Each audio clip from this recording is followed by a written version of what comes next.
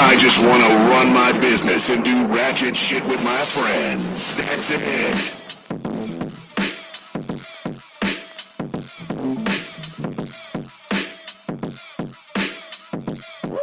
Yeah. Back nine proper.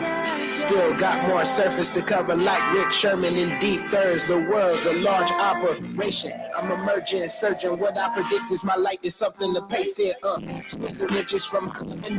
Really sing a lullaby. Yeah, it's a holiday. The day above the soil above. Grow it still we getting paid. Yeah, more life, more pain, more lives, more shade and grow. Escalate above the sky is sliding. Far from gas, we pass the skies. I write my life, my greatest prize to sit. Eight's been the man, shit, I hate the rise. Something gotta change, something gotta change. Something gotta change, some way, somehow.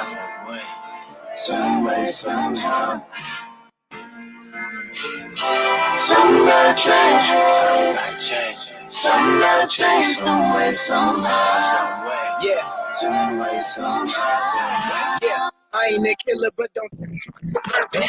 You got some listen stores, maybe I go for certain. I wonder if we want pure all mature as we living out wild out on my best days. I learned it from something I fell victim to the backseat pages. My wrist is shaking, so scribble these journal pages. As a star, I see red blue lights, fireworks, then no changes when it's pick up me a moment to bet your heart stops. And this life goes. Tendency, our friends become your outposts. Jealousy and envy lurking outdoors. Lack of authenticity that going down shows. I'm still showing out. Smiles run that clock. 12, oh, middle finger rub. Fuck 12 for 12. Rocket shell. 5 by my gift shit. I'm Elmo. Never take a loss. That's an elbow. I fight back. My list is more than well known. Older man, I'm gifted. Series of unfortunate moments. I wrote a snicket, a record, twisted. It's for those who listen, don't ever miss it. This mission means so much to me that you forever Christmas. Something gotta change. Something gotta change. Some way, somehow. Some way, somehow. Something gotta change. Something gotta change. Some way, somehow. Some way, somehow.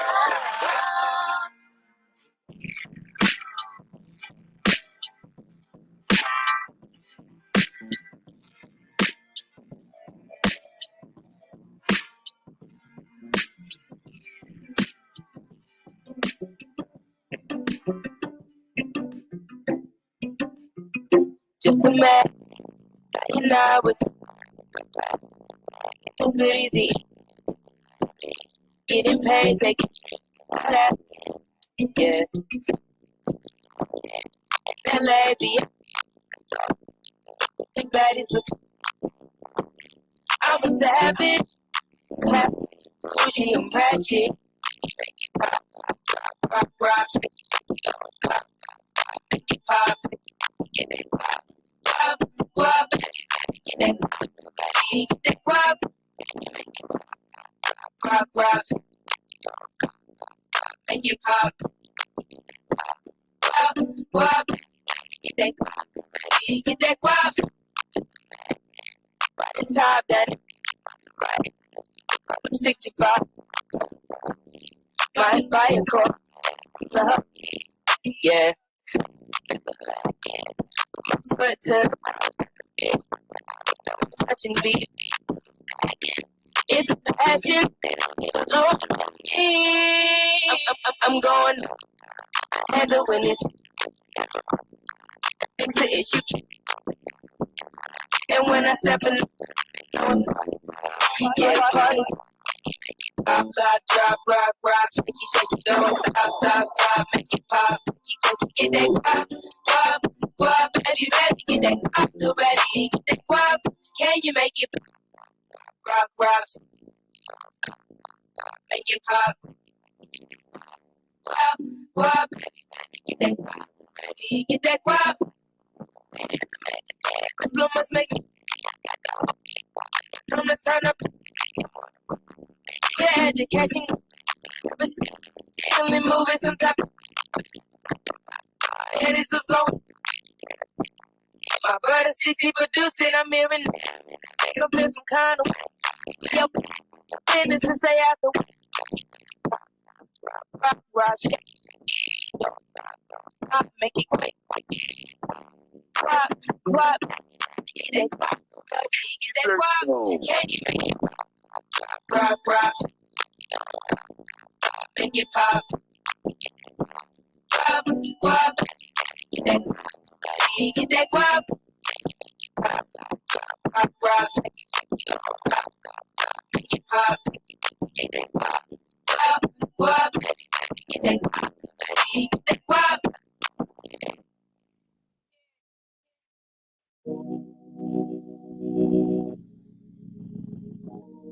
Hey Siri, download Hits 92.3 ATL.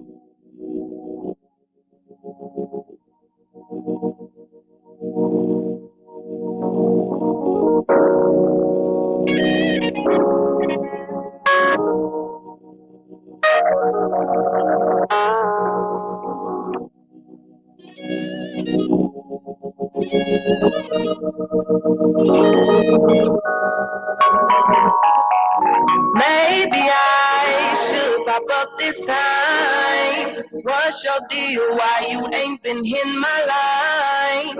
I assume you found some you think is fine. She can't be much better than me, nigga. I am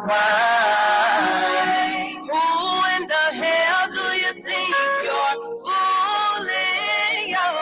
This gotta be the $1,000,000 question. Thought I learned my lesson until you reached out to me with that cap confession. Ooh, tell me why you and I gotta be so toxic. That's what I wanna know. Tell me why you and I gotta be so heartless. We don't wanna grow. Tell me why you and I gotta act so evil. So evil, so evil. Tell me why we both act like it's so easy to let go, knowing we can leave each other alone.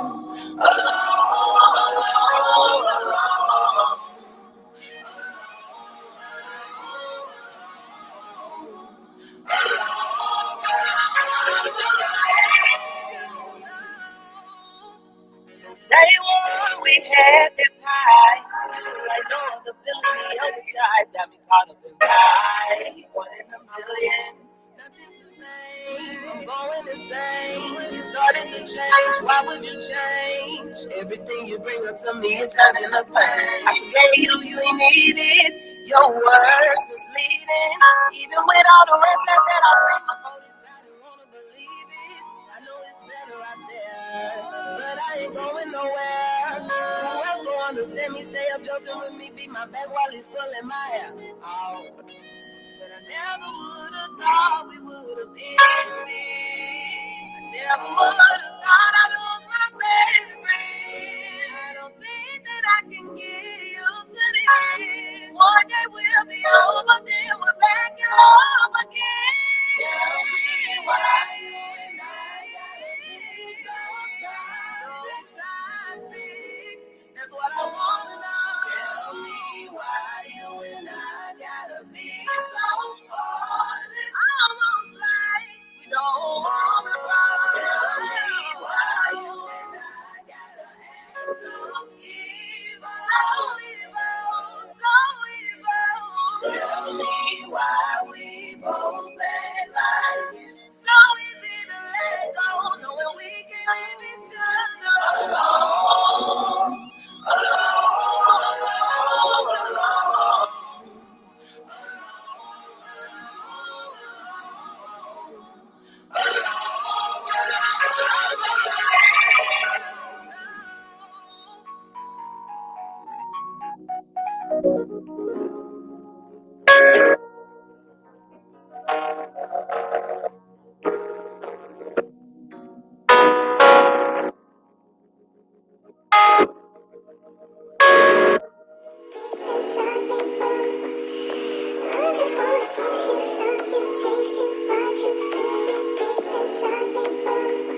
Yeah.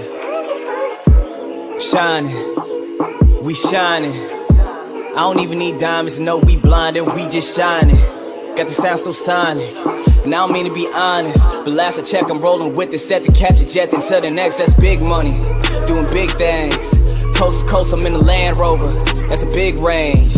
All in all, my mama proud of me. She see the big change. From the rip, my nigga style with me. Yeah, the whole gang. Yeah, you know the name. Who we trying? Yeah. Fuego, lay low, stay high, stay woke. Out in LA, shooting lines, oh nigga, that's ballin'. Yeah. Low Valley, know the set, where I'm from, where I rep, what I do, where I'm at, baby, please don't ask me. Yeah, all these questions and shit.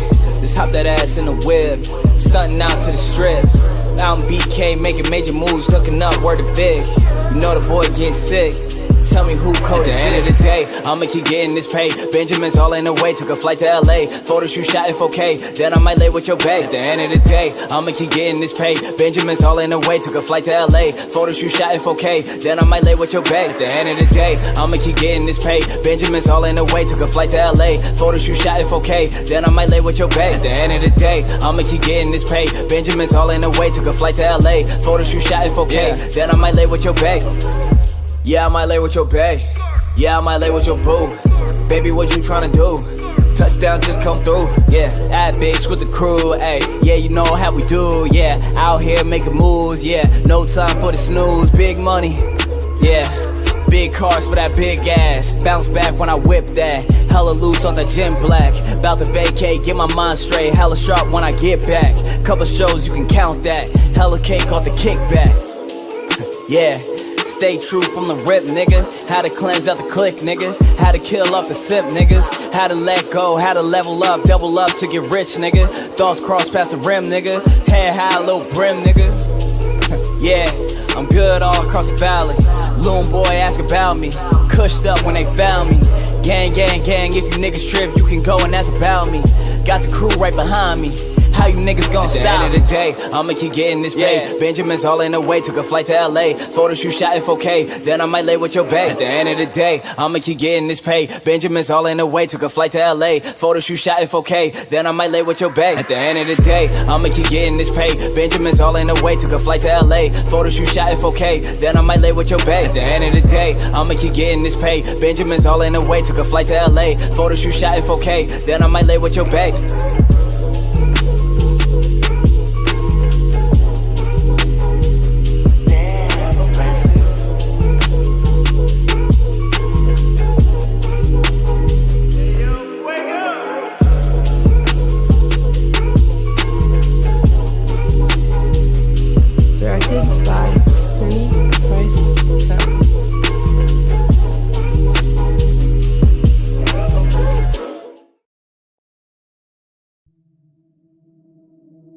I just want to run my business and do ratchet shit with my friends, and that's it.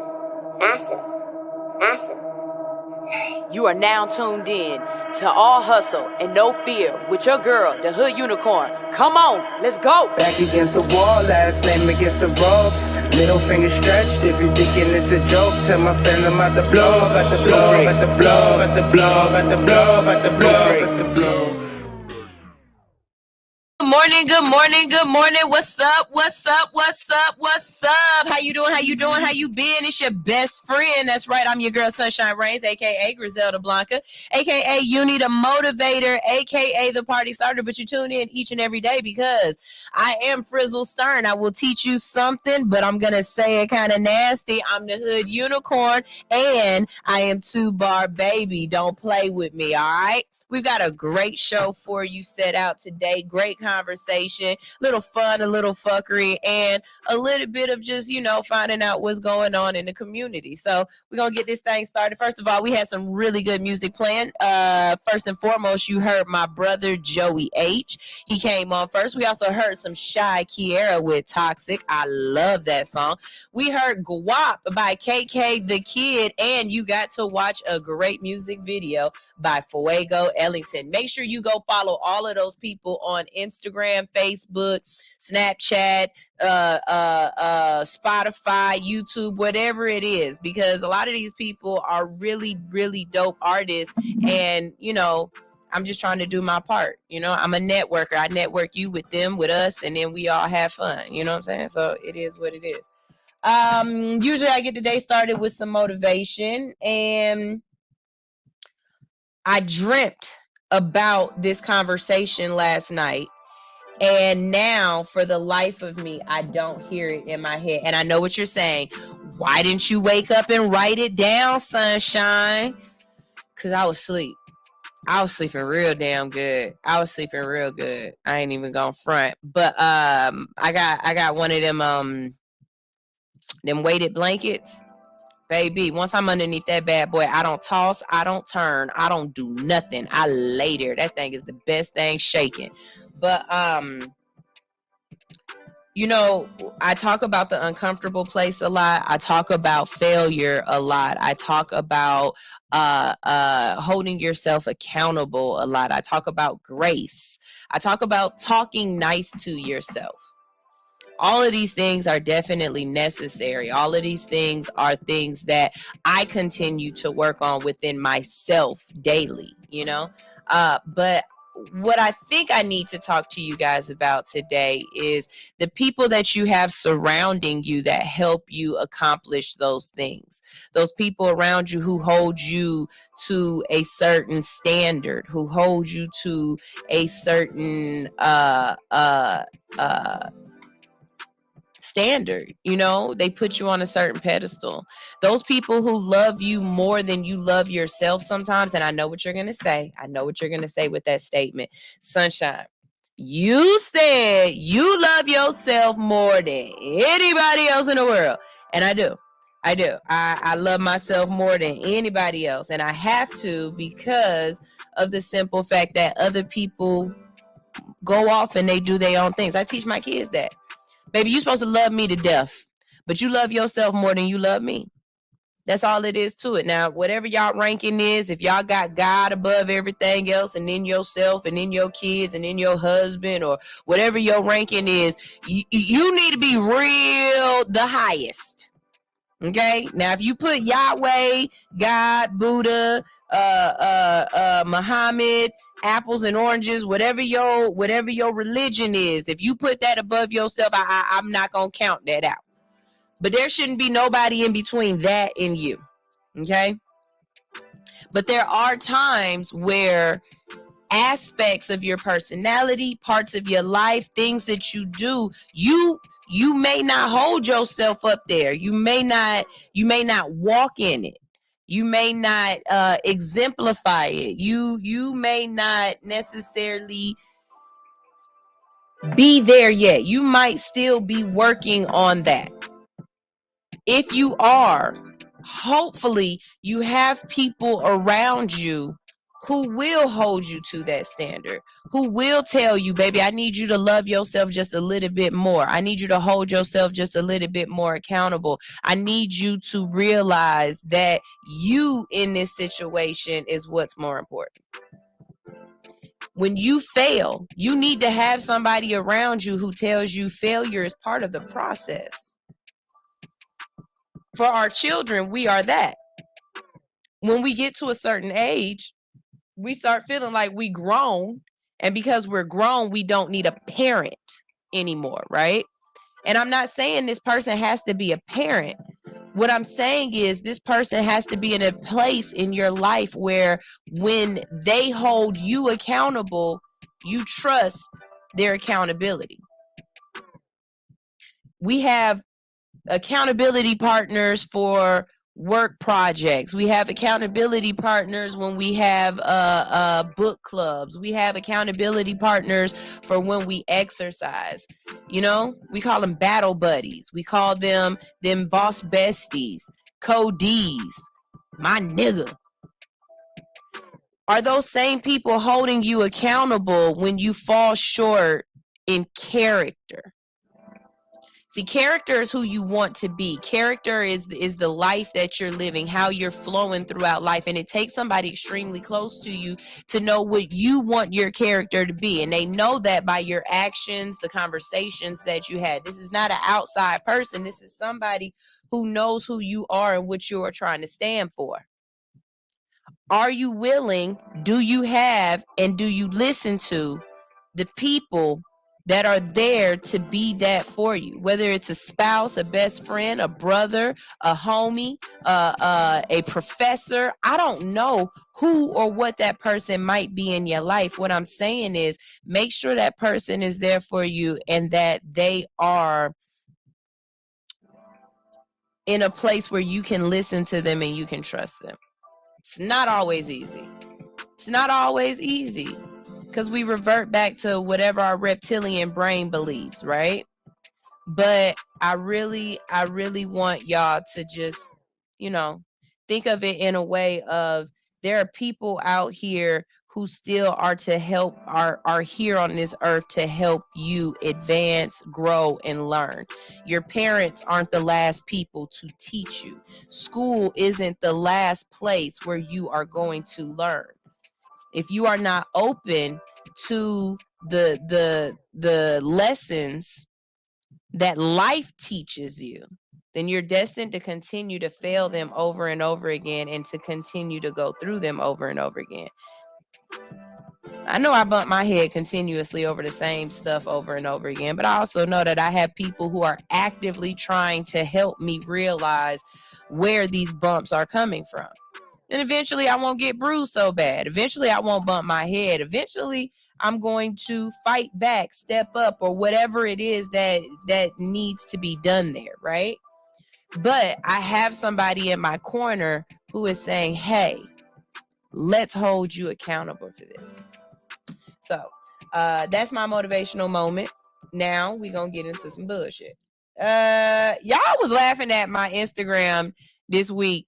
And I think I posted a couple of things that were not only profound, but they were hilarious. Don't get it twisted. They were hilarious. And we're going to talk about some of these things because some of them created some really dope conversations within my feed. And some of them y'all didn't even pay any attention to. And I was just like, what? That was funny.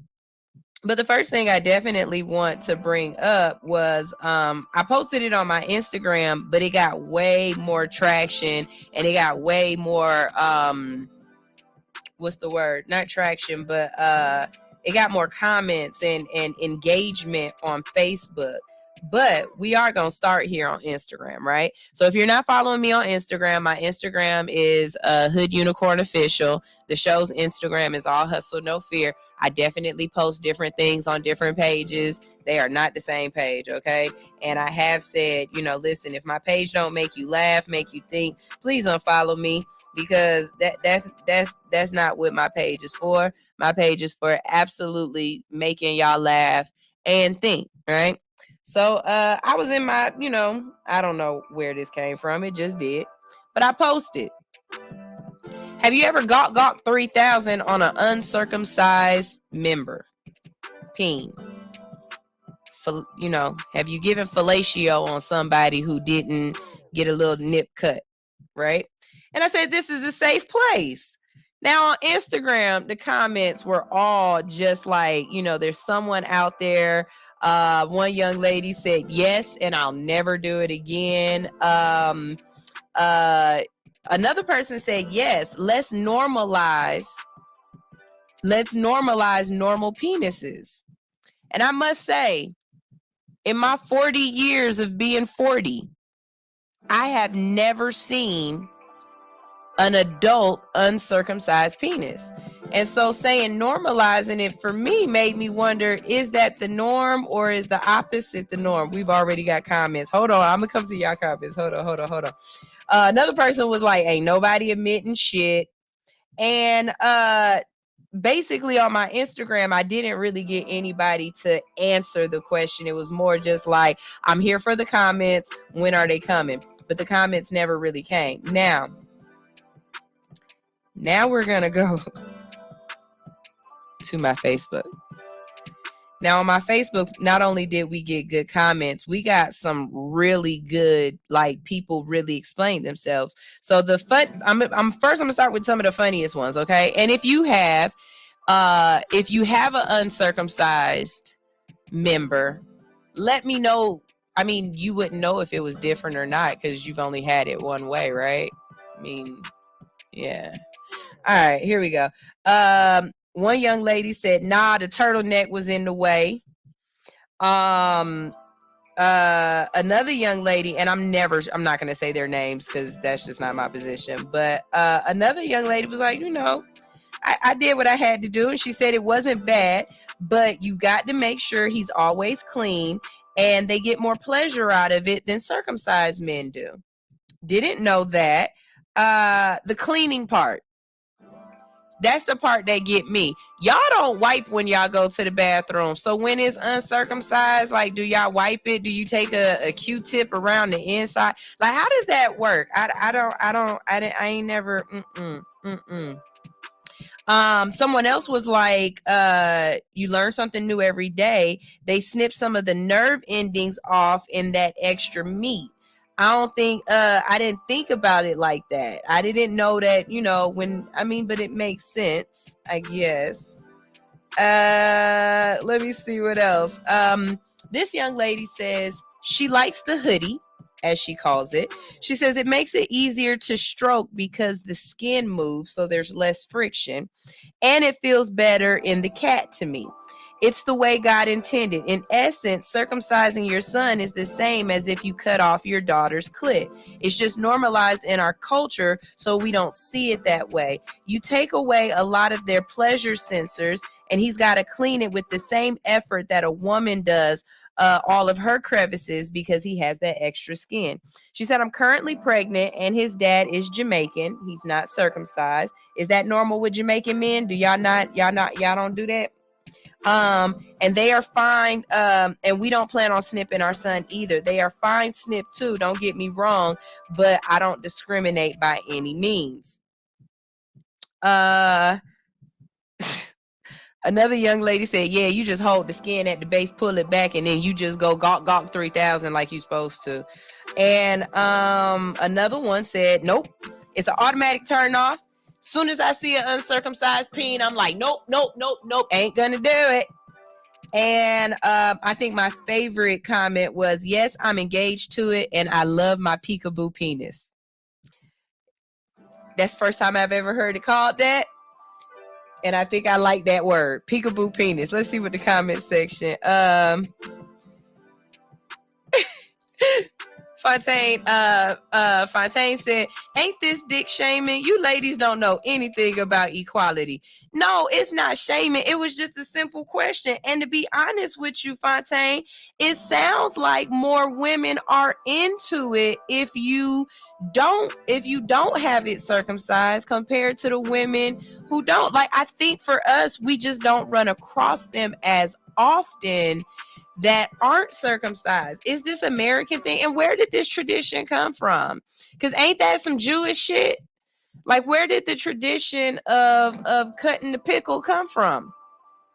Because I've never known anything else other than that. Let's see. What do I write down here? Fontaine said, I'm actually surprised by the comments. Usually women hate the thought when I see these convos. Again, I think I've had a couple of women say that they need more men to be uncircumcised because that's the way God intended. Now, again, for the young lady, wait a minute, let me go back to this one young lady's comment because she said something that, let's see. She said, I've been in 2 long-term relationships with men who weren't circumcised. One actually was my first, probably making it more normal to me to find, so it covered all bases. And she said, most Caribbean men are not. And she also says, snipping it also makes it smaller. She grew up and she currently resides in South Florida, so she knows that it's true from her personal experiences. Most of her sexual experiences have been with men from the islands or at least raised by parents from there. only when she lived in Atlanta and North Carolina did she get experience with more American men. So again, is this American men thing? Like why is it that they feel I never thought about it. Like I don't have one. That ain't none of my business like that. And everyone that I've ever seen has been snipped. Now, they did not snip my son right away. They actually were about to make me leave the hospital when I let them know that he hadn't been circumcised. And so we had to stay an extra day so that, you know, they could. I don't know. Fontaine says it isn't just Jewish. African tribes used to do their women. It's just human traditions. And someone said that. Someone said that when it if we were to circumcise women, it would be looked at as bad. But because it's men, we don't look at it that way. And I'm like, you know, when she put it like that, I guess that does sound kind of messed up to cut. I mean, that's like cutting a dog's ears, right? Like you shouldn't clip a dog's ears for aesthetics. Why are we clipping the peen? But would y'all not clean it right? Like I just assume y'all wouldn't know how to clean it right. I don't know. Yeah, when you think about it, it is kind of inhumane. It really is. Fontaine said when you think about it, it's kind of inhumane. And it is. And I think we say because they're babies when we do it and they're not going to remember it, that it's fine. But let's think about how many people have had adverse reactions to getting their Johnson depickled. Like some people out there have been, you know, maimed and disfigured because of it. Oh, Fontaine is loving this conversation. He said, from how women speak about men, they ain't cleaning them right anyway. Why y'all don't white? Why y'all just, you know, do this and then walk away? I never got that. Like you could at least take, you know, just pat it dry at the top or something. I don't know. The same way y'all like hair down there, and it's like y'all won't. Men don't shave their hair down there. Most men don't.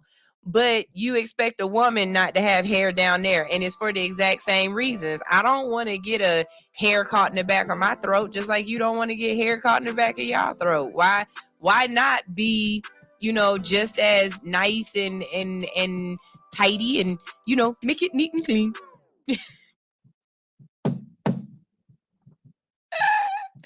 I'm just saying. But so that was one thing that I posted on my page.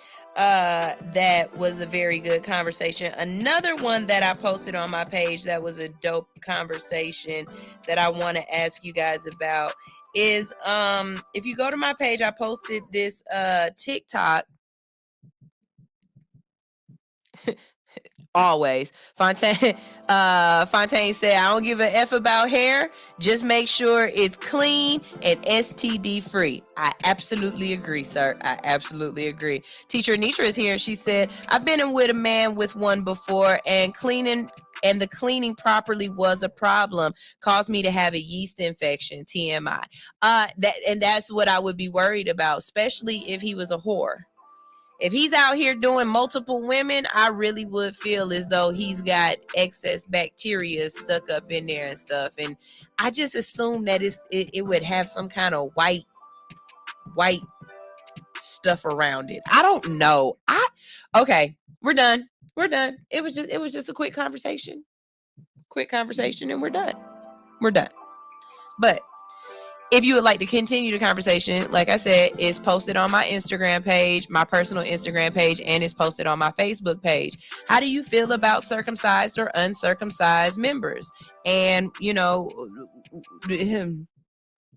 is this a positive or a negative for you? And fellas, do y'all clean it?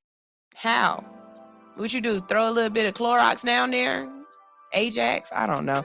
Anyways, the next one is, and I've wondered this for a while. And Fontaine, I'm glad you're here because I know you're going to have something to say.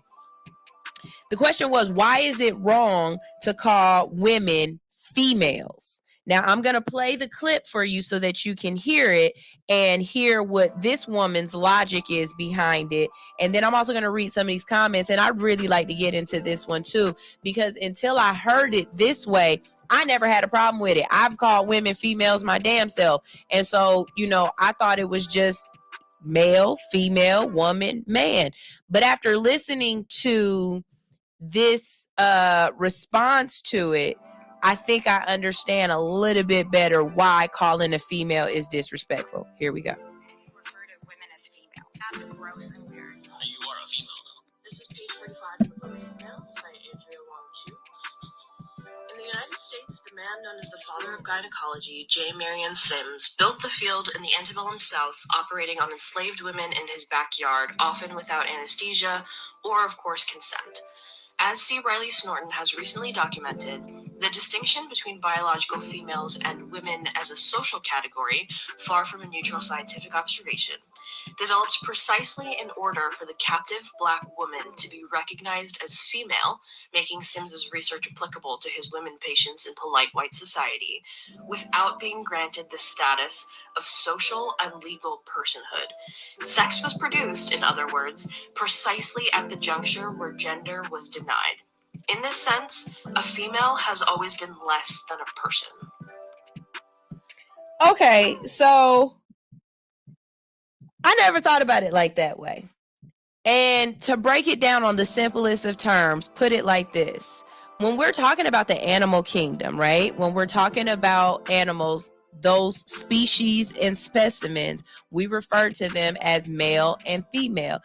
I've never heard anybody on Animal Planet or anybody on a National Geographic or anything talk about, look at the woman tiger. Look at the woman ant.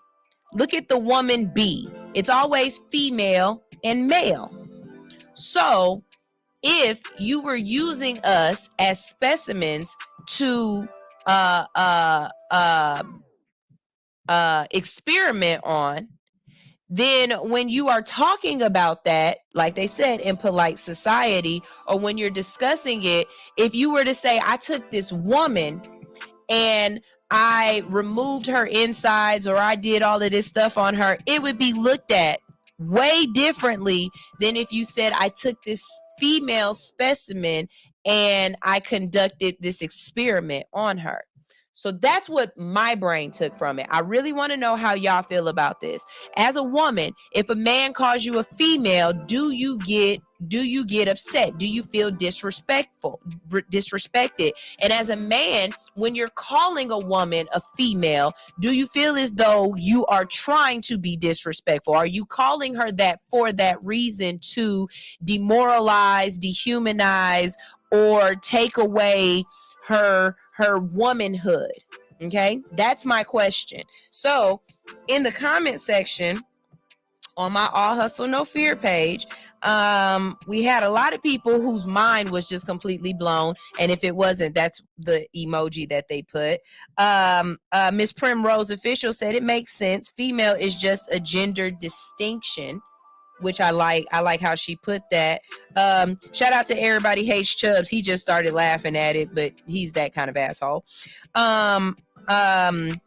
Cousin Nicole said yes to everything she just read, and I have never read that. I posted my last comment before I listened to it all. The school unused to teach, the school I used to teach at had a program called Males of Color and Females of Color. I fucking hated it. I refused to call it that. I said, why can't they be men and women of color? The people I asked told me to stop being so sensitive. Where would the sensitivity, the unsensitivity come in at? Like, why is it that she was being sensitive about asking to bring in someone's humanity?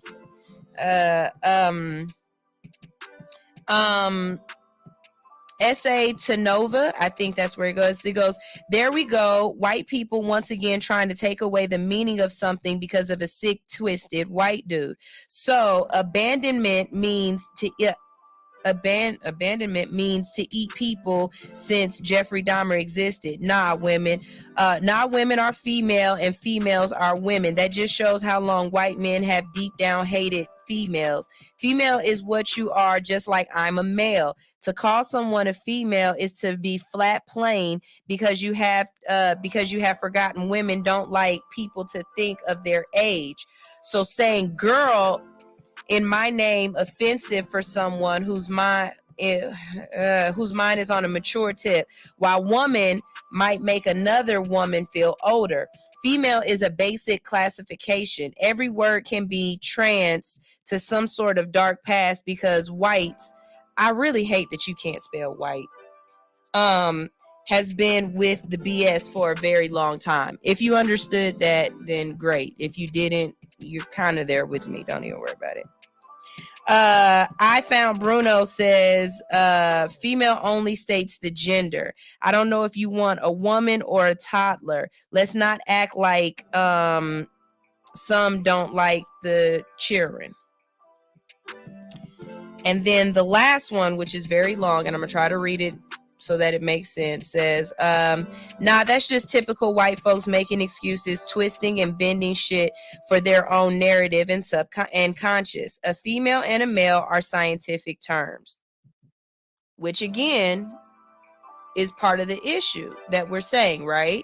That we understand is scientific, but if you are experimenting on me as if I'm a fucking science project, there comes the problem.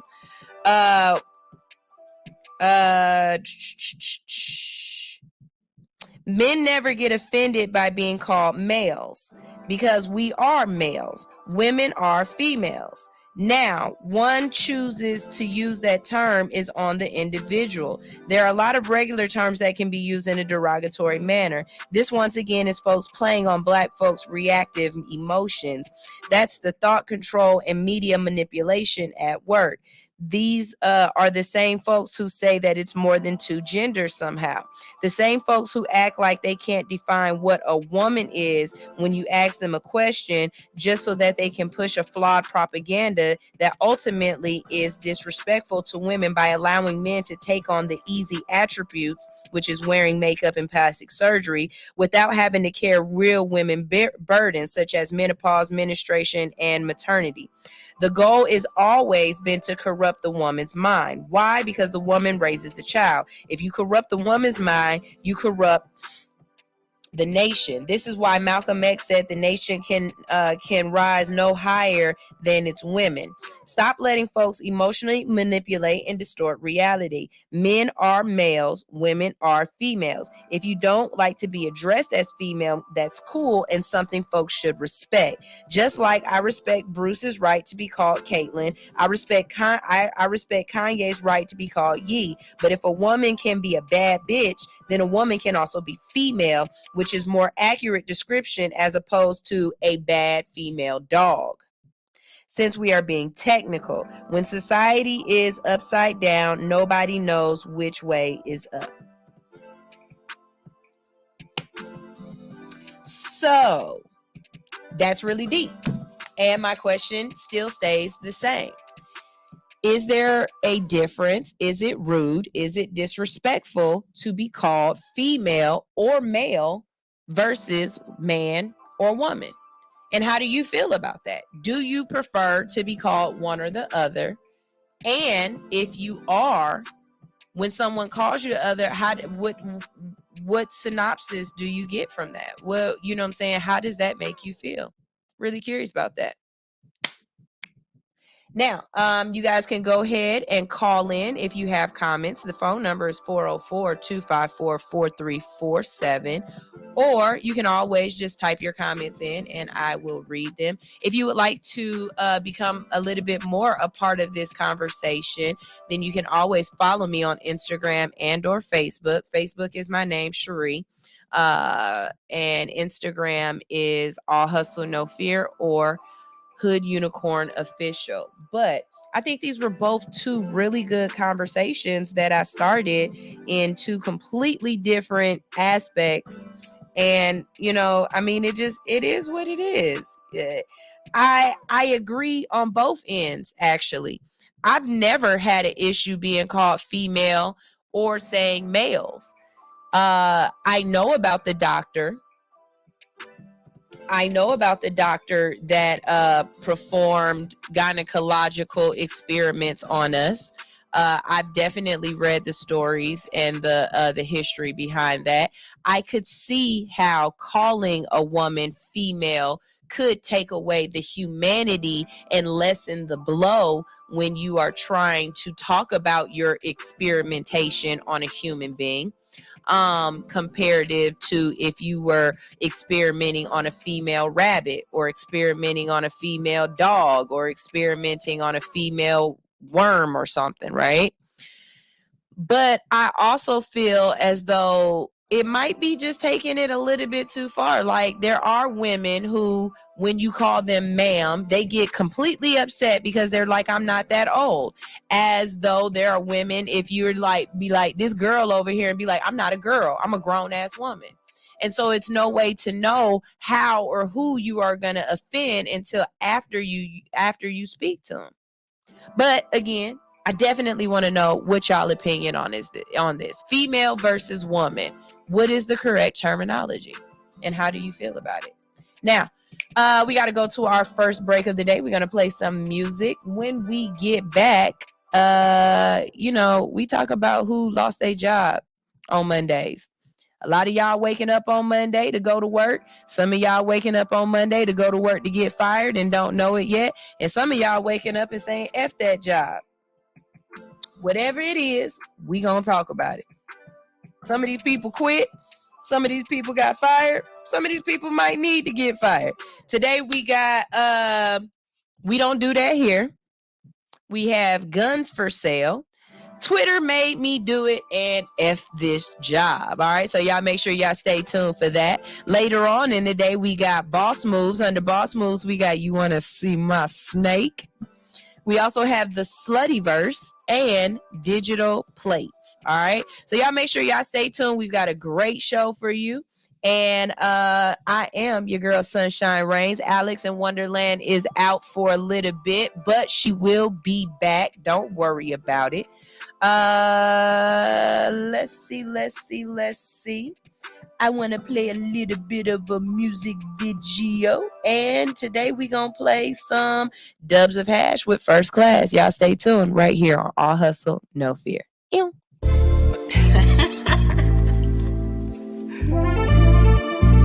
Hey.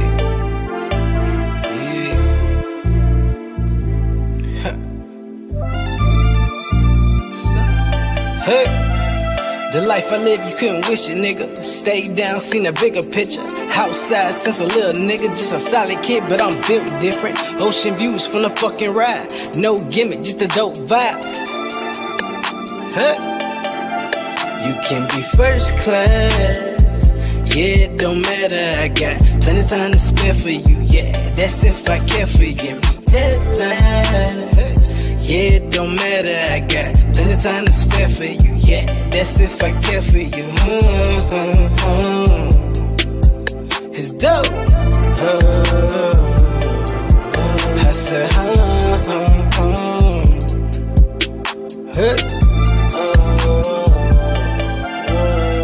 smoking good, this shit hit different. Heard you talking, but I wasn't listening. Zoned out off good piff. Smelling good in Saks Fifth. Smoking good, this shit hit different. Heard you talking, but I wasn't listening. Zoned out off good piff.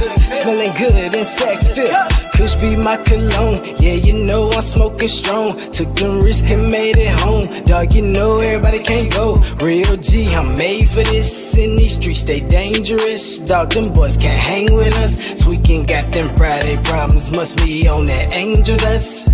If I say I love you, then that means you gain my trust. Hey, riding with Don Coasty, yeah, this shit get dangerous. Hey, grandma pray for us. Hey, fake the play on Foolie, I was short with a finesse. Go. Just want my time, tasted this vibe. Say what you want, I'm still kicking, little baby, you want in this ride. I'm just speaking your mind. Still a big toast to my brothers. Closer than cousins, your blood just be more to discussion. Dubs in my line with percussion. No, it ain't nothing. Let bitch cook the dough, now it jumping. Whipping my thumb in my pinky. Shocker who blacker the flow with me, fatter, no chini. Believe me, it's easy to be what you be if you get off your ass, but don't take it from me. Top of this flight to the soles of your feet. Keep it 100 and honor all three. Part of my speech while I kick up my feet. Feel like them waters is always in reach. Can be first class. Yeah, it don't matter, I got plenty of time to spare for you. Yeah, that's if I care for you. Be that last. Yeah, it don't matter, I got plenty of time to spare for you. Yeah, that's if I care for you. It's dope. I said,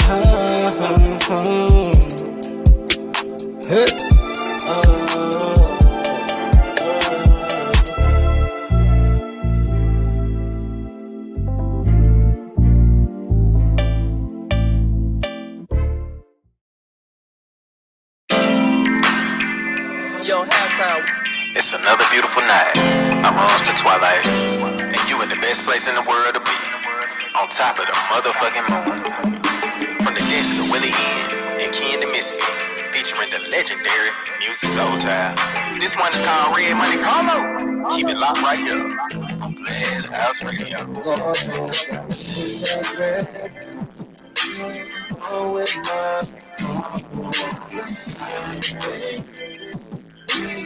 Ain't gon' care about that I used to those words always I miss those that love, you were a renaissance, a whole cruise on Harlem nights. You were a musical, I had the privilege to see it twice. Name illuminated in lights, the feature was kites. Starring my favorite flower pot made famous in life. She grew the concrete and blossom right in front of my eyes. Looking so much I became the character of She Blind. We had an unforgettable season, the ratings were high. We were stars, we were love, we were light in the sky. Something happened in season 2 when we brought it out back. It was not the connection or even love that we lacked. Sometimes storylines change, it hurts with respects. I know that we ain't even talk, but I talk better than tracks. You were a renaissance, a whole cruise on all the nights. You were the breeze, you were the brush, you were everything right. Cheers to the love story that we were both in. Lord knows I missed the ride we both rode in. Lord knows I miss that red car. One with money on the side. Ain't gon' care about that I used to those words always want to stay. I miss those. Remember the drive we both decided like beach, which inspired the classic, but you inspired the reach. We did something for the city, bro. We taught us to love. Purple Heart Highway, I never thanked you enough. I never thanked you for the light. You really shined, it was night. Wanted the darkness, but you came in Vegas, wanted to fight. Lit it up, and that's why this took the longest to write. Forever must be nice, but really use the life. I heard absence makes the heart grow fonder and fall back. I mean, we could have traveled, but the rep with the car. It seems like time has got a hold of us. It's not letting go until we do. But who am I without the star of the show? But maybe that's all life is trying to get me to see. Set my mind free and then I find it. I don't know, this was a tough one. Don't mind me. That red car and you, good times. It reminds me. Lord knows I miss that red car.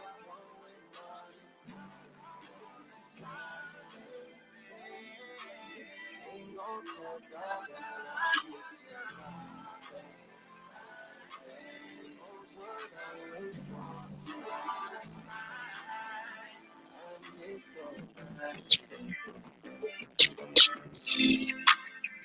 Color red. Yeah, that's what we called it. I still had that car right now. I take it back down to Satellite Beach. That's what the love was, you know. Rose, we were bigger than big. This is the note to everything we did. Yeah. Lord knows I miss that red one with money on the side. Ain't gon' care about that I used to those words always want to stay.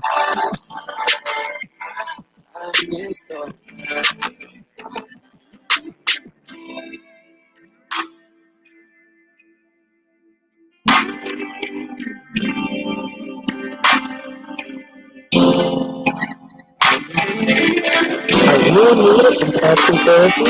Visit Studio 219 for your next tattoo or piercing. Studio 219 is located at 1900 Piedmont Road in Atlanta, just 1 mile from the Lindbergh train station. Studio 219 is open Monday through Saturday from 12 p.m. to 9:30 p.m. and closed every Sunday. Book your appointment today by visiting www.studio219ink.com. That's studio219ink.com. Make sure to follow 219 on Instagram for promotions and specials at Studio219INK. Studio 219. Let us fix your creative itch.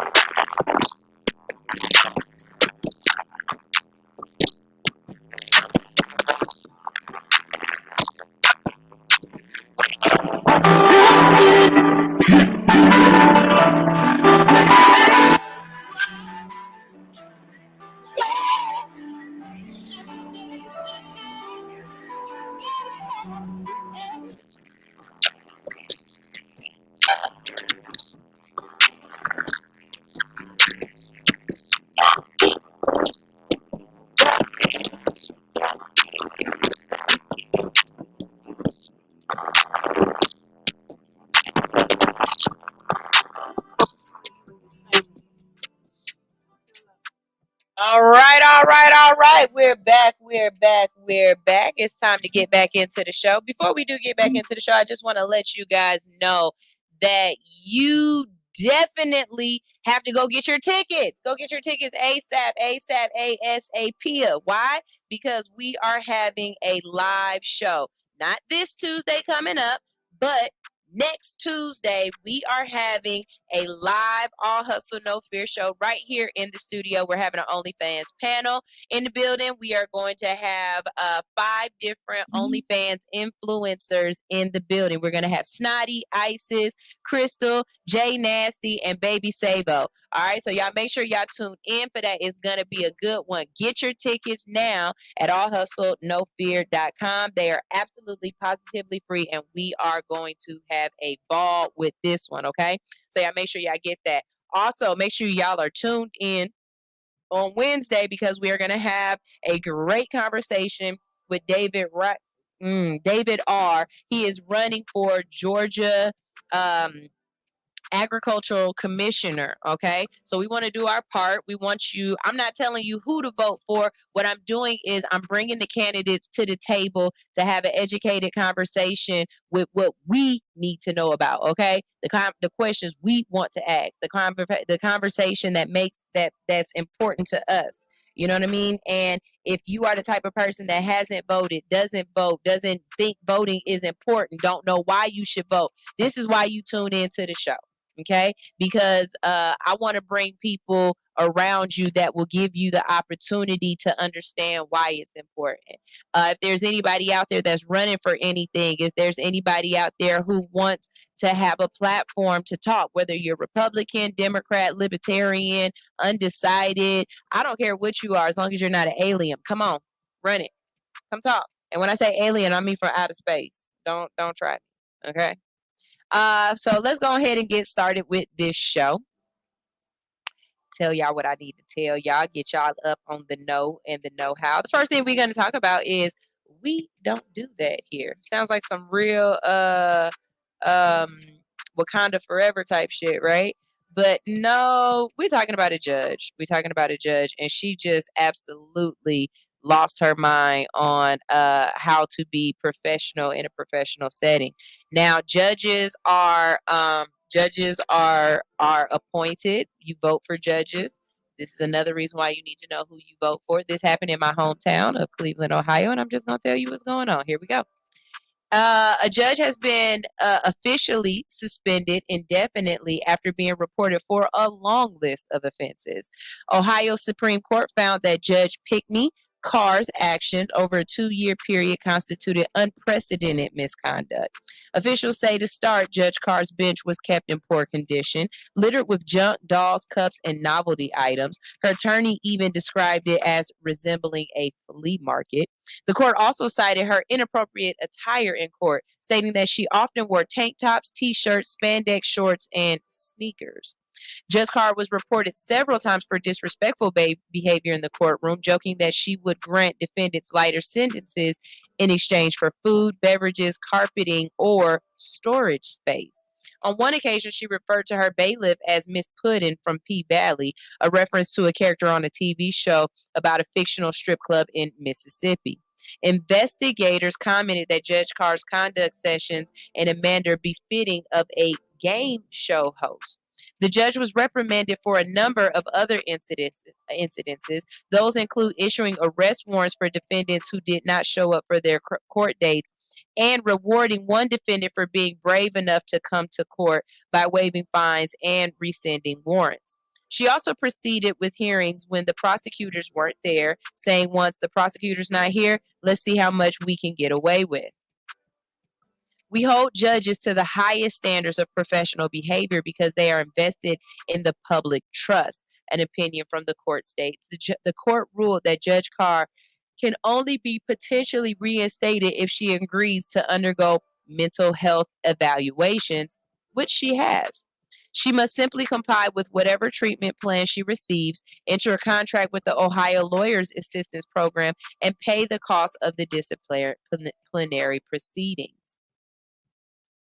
Okay, first of all, you know how as Black people, we always say that we are judged, the whole Black race is judged off of one person. This is one of those instances where I would say, yes, we are all being judged off of you. Every single courtroom is not a Judge Judy, a Judge Maybelline, a Judge Joe Brown, a Judge Wapner, or anybody else. Yeah, that's how old I am. I know who Judge Wapner is, okay? Or anybody else out there who needed to put on for the cameras. You are here for the people, ma'am. You are not here to be a sideshow. You are not here to be funny. You are not here to be these people's friend. You are here to do a job. And it's a job that you were elected to do by the people, which means you are here to protect the people and represent the people. This is absolutely disgusting. And I wonder how many people are going to use this as a way to appeal their verdicts and to have a secondary chance, and they possibly might not have needed it. You know what I mean? Like y'all Percocet, I promise you, it's these Percocet babies. Y'all gotta take something seriously at some point in y'all life. Always screaming, I don't care, I don't care, I don't care, is a detriment to us. It is not a positive thing. This is bad. Okay, you have to care about something. There is a standard when you come to court that I expect the judge to uphold, especially if the people that are either in the courtroom or the people that are being tried don't uphold. Don't make a mockery of the court when I'm there. Don't make a mockery of the court when I'm there. When I'm there, please, please, please hold yourself to the utmost respect, decorum, and professionalism that this position holds. Because I vote. The people I know vote. The people who don't vote, who don't want to vote, who don't see a reason to vote, I ain't gonna front. I'm not judging y'all. I just look at you a little bit differently because I'm listening to the things you say. And if you ever bring up something where I felt as though that could have definitely been avoided if you voted, if you knew who you were voting for, you know what I'm saying? Being civically involved in your community is a big thing. Like, don't feel as though that's not your job. If you are a part of the community, your voice needs to be heard. That's what voting is for. It's way too many of y'all for us to just listen to everybody. We had to find a way to be able to do this in a respectful and in an organized manner. That's what voting is for. So when you ask, why do I vote? Because you got a fucking opinion. That's why you vote. Have your opinion heard in a responsible, organized way, civilly. Not just standing out yelling and talking at the barbershop and complaining. But that's just me. Now, I could be wrong. You feel some kind of way? Speak up. 404-254-4347. But I don't think they should give this young lady another chance. I don't. You had the chance to be responsible and to be professional and to take your job serious. We don't do that around here. That's exactly why I named it that. We don't do that here. We don't do that here. And this next one is the exact same thing, just in a different freaking way. Exact same thing. Former Philadelphia sheriff's deputy is charged with selling guns illegally, including 2 that previously was used in a fatal shooting of a teen. So you have one job. It is to protect and serve. You selling and reselling guns that have been used in murders is not protecting and serving, sir. A now former Philadelphia police deputy is charged with selling guns illegally to an FBI informant while he was a deputy, including 2 that were traced back to a deadly Roxanborough shooting 2 weeks earlier that left a 14-year-old dead and 4 juveniles wounded, according to court documents. Samir Ahmad is charged with firearms trafficking and selling firearms to a person unlawfully in the United States.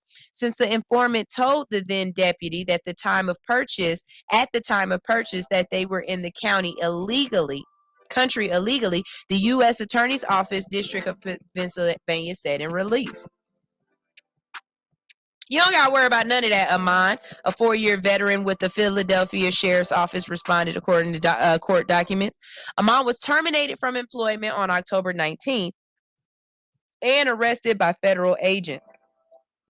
CNN has reached out to Amon's reported attorney for comment. The U.S. Attorney's Office for the Eastern District of Pennsylvania offered a scathing review of Amon's behavior in their memo for detention. They say that just 2 weeks after the shooting outside of Roxborough High School, he was able to attain the weapons used. The fact that the defendant had access to these guns so quickly after they were used to commit such a horrific crime speaks volumes about the danger this defendant poses to the community. How he obtained the guns is under investigation. According to the court documents, Ahmad also sold the important methamphetamine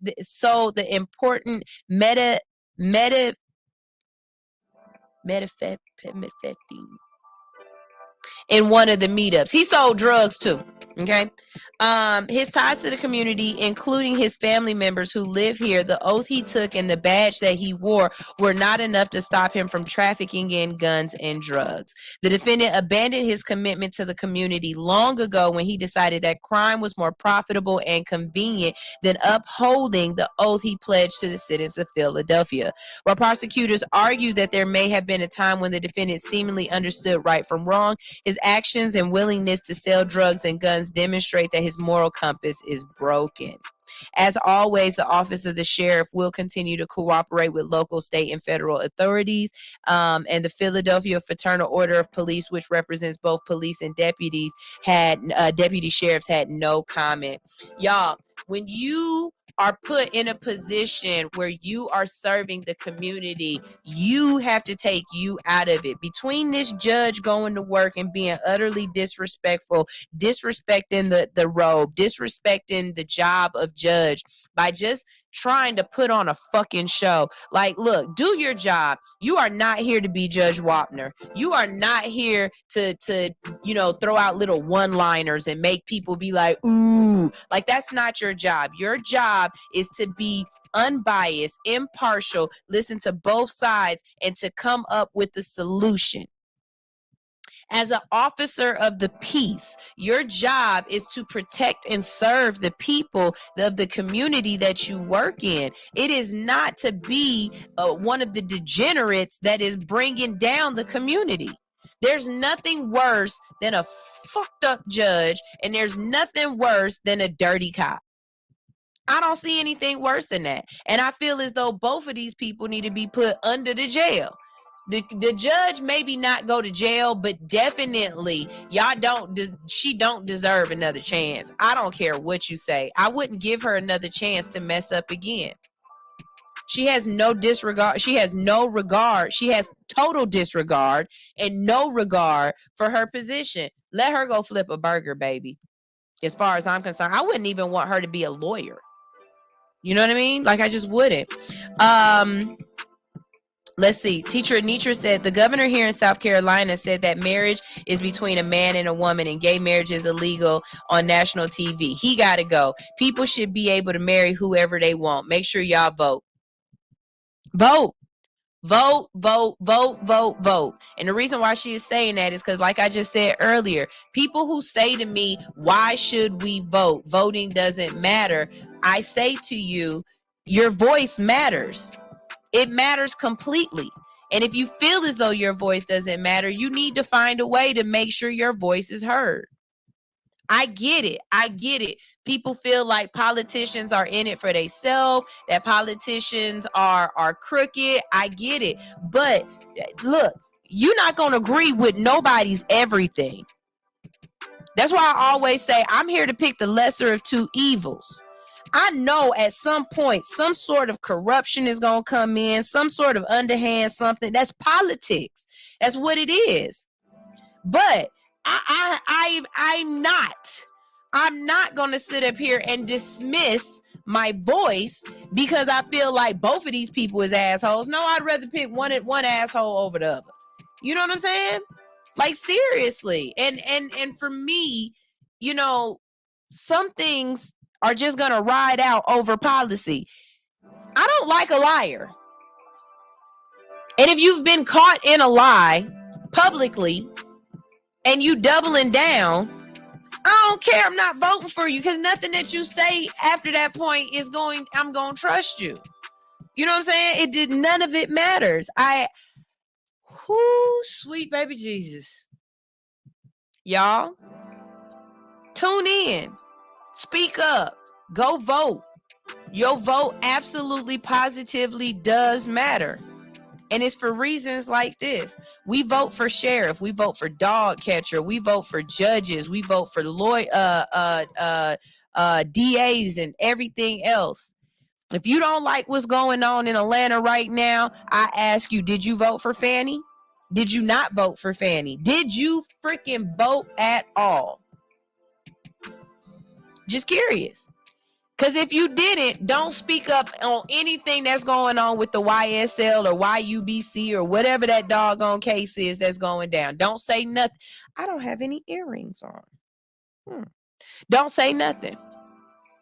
That's just how I feel. We got some comments right here. Let's see. KK the kid said McDonald's somewhere paying $21. Have y'all heard about the voting ballot in Louisiana? Nope, but tell me or send me a story to my DM. I'll talk about it because we are worldwide. We talk about things everywhere. All Hustle No Fear can be heard all the way in Germany. Hey Germany, guten Tagen. We're heard all the way in Ghana. I don't know why, but somebody in Ghana loves me. It keep popping up that y'all listening to me there. We got some people over in Europe that listen to us down where the BBLs be getting done in Brazil. They like us down there too. Canada loves me. Australia loves me. So, I talk about anything, anywhere, as long as it needs to be heard by our people. You know what I'm saying? So, Teacher Anitra said in Georgia, if Brian Kipp and Herschel Walker win, I'm coming to beat that ass. Hey, I feel the exact same way. For everybody who say that they don't like Stacey Abrams, I asked, well, why would you pick Brian over Stacey? Brian Kemp is literally trying to make it so that you can't vote, so that your voice cannot be heard. Like, there are literal gerrymandering laws that he's putting into place. That in itself, anytime somebody tries to silence somebody, that's a problem for me. It's a problem for me. Now, are there things that Stacey might be trying to do that y'all don't like? Yeah, I bet there are. But guess what? Ain't nobody gonna do something that everybody like. It's not possible. It's too many of us. But at some point, we need to pick the person that we feel is though look, mom and dad both gonna beat your ass. But the question is, do you want a whooping or do you want to be on punishment? Me personally, I'll be on restriction. If I'm gonna get in trouble, don't hit me. Put me on restriction. But it's some of y'all out there that's like, you know what? I want to get this done and over with. Let me get my licks and let me keep moving on. I don't have a problem with that. Vote the way you want to vote, but vote. But vote, be educational about this, y'all. Don't just tell me you voting because you vote for black. Because like I said, this election is letting us know right now, voting black ain't just what you got to do. You got 2 black candidates, and one of them got CTE, allegedly. You know what I'm saying? KK the kid says slavery is underlined on the ballot. I'm about to find it and send it to you. Bet. And she also said, nah, see, give me that ass whooping. I want to get it over with. See, difference between us. I'm a kid that grew up getting beat. I don't want to get touched like that no more. And I'm good. I have a real hard time spanking my kids. I'm good. I threaten the hell out my kid. My kids know that their mama ain't really gonna put their hand. And if I do, they did something that was just so over the top that I just couldn't take it. And my kids haven't been like that, so I just don't see it. You know what I'm saying? So again, I say, when it comes down to this, this officer was absolutely wrong. That judge, absolutely wrong. But we have to know who we putting in power. A long, long time ago, politicians weren't a job. It was something that you did and you would go back to doing your job. Now, being a politician is a career move. I don't like that. I don't like that at all. I honestly don't. I think that's part of the problem. There's no reason why politicians should be becoming millionaires off of the backs of the people. And I never believe that they gonna vote in reference to us unless we step up and let them know that our vote is important. And one big thing that people have said over and over and over again that I absolutely agree with is Black people, your vote means something. They pander to your vote over and over again, but you never get anything for your vote. If anything that Kanye is talking about that makes absolute sense is that Jewish people stick together. The moment he said something anti-Semitic, the whole Jewish community, whether you knew they were Jewish or not, stepped up to say, this ain't gonna go down. Everybody who's saying Kanye can do it on his own, he got his own money, he don't need their help. Well, why is he walking into Skechers then? Because Kanye knows that there's nothing on this earth that you can do alone. You have to have backing. You have to have people behind you. Unfortunately, right now, most of the people that are in power are Jewish people. And they keep their shit to themselves. Now, if Black people move the exact same way, if Black people moved as a whole, the moment you said something crazy about Black people, if every Black person, all the CEOs stepped up and said, you know what, Target ain't gonna deal with this Joe Rogan. You know what I'm saying? Who else done said something crazy about Black people and nobody just went and blackballed them? But the Jewish community steps up and sticks together for themselves. That's what Kanye's trying to say. Why ain't we doing it like that? His message is just flawed and misconstrued because he, like, y'all keep calling him a genius. I just say he's got Asperger's at this point, but whatever. We got one more and then we're gonna go on to the next segment because it's time for my break. Here we go.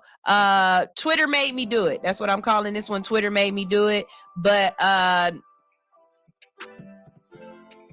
y'all on Twitter still? Because I think I'm about to delete my Twitter.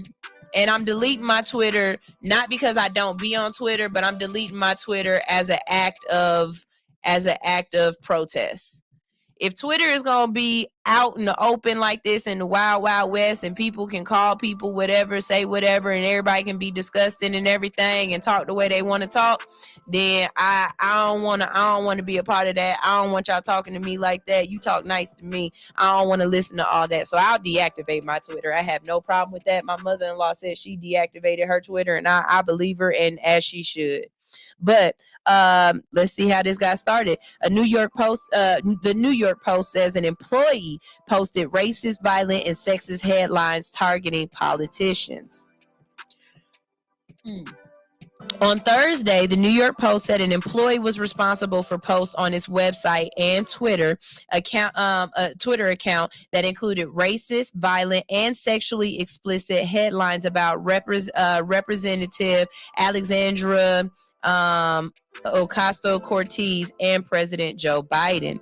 The posts were removed shortly thereafter, and News Corp-owned New York tabloid newspaper website was operating as usual by mid-morning.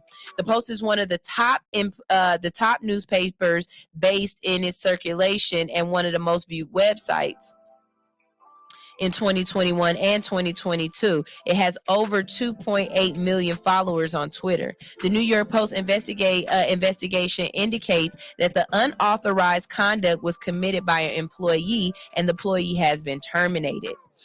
This morning, we immediately removed the vile and reprehensible content from our website and social media accounts. The spokesperson earlier Thursday said that the posts were the result of a hack and an investigation was underway. The headlines appeared with photos, but links that didn't lead to articles. In addition to violent and explicit headlines targeting Biden and his son Hunter and AOC, there was also racist headline regarding the New York Mayor Eric Adams and a post targeting unionized teachers. Representatives for the president and AOC didn't immediately respond to requests for comment. New York Republican gubernatorial candidate Lee Zeldin and incumbent Democratic Governor Kathy Hochul were also mentioned in explicit headlines as part of the hack. The New York Post has long fostered an ugly, toxic conversation on their front pages and social accounts, but these posts were more disgusting and vile than usual, Hochul representative said Thursday. The New York Post needs to immediately explain how this reprehensible content was made public. While the Post has made its preference very clear in the New York governor's race, there's no room for this violent, sexist rhetoric in our politics, and we demand answers.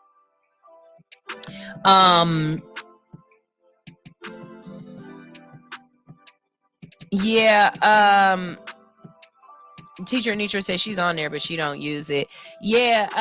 I'm good on Twitter. One of the reasons why I don't really use Twitter is because I'm long-winded as fuck, and I can't stay within that certain amount of parameters of words, so I don't even try it half the time. I'm not gonna do that. But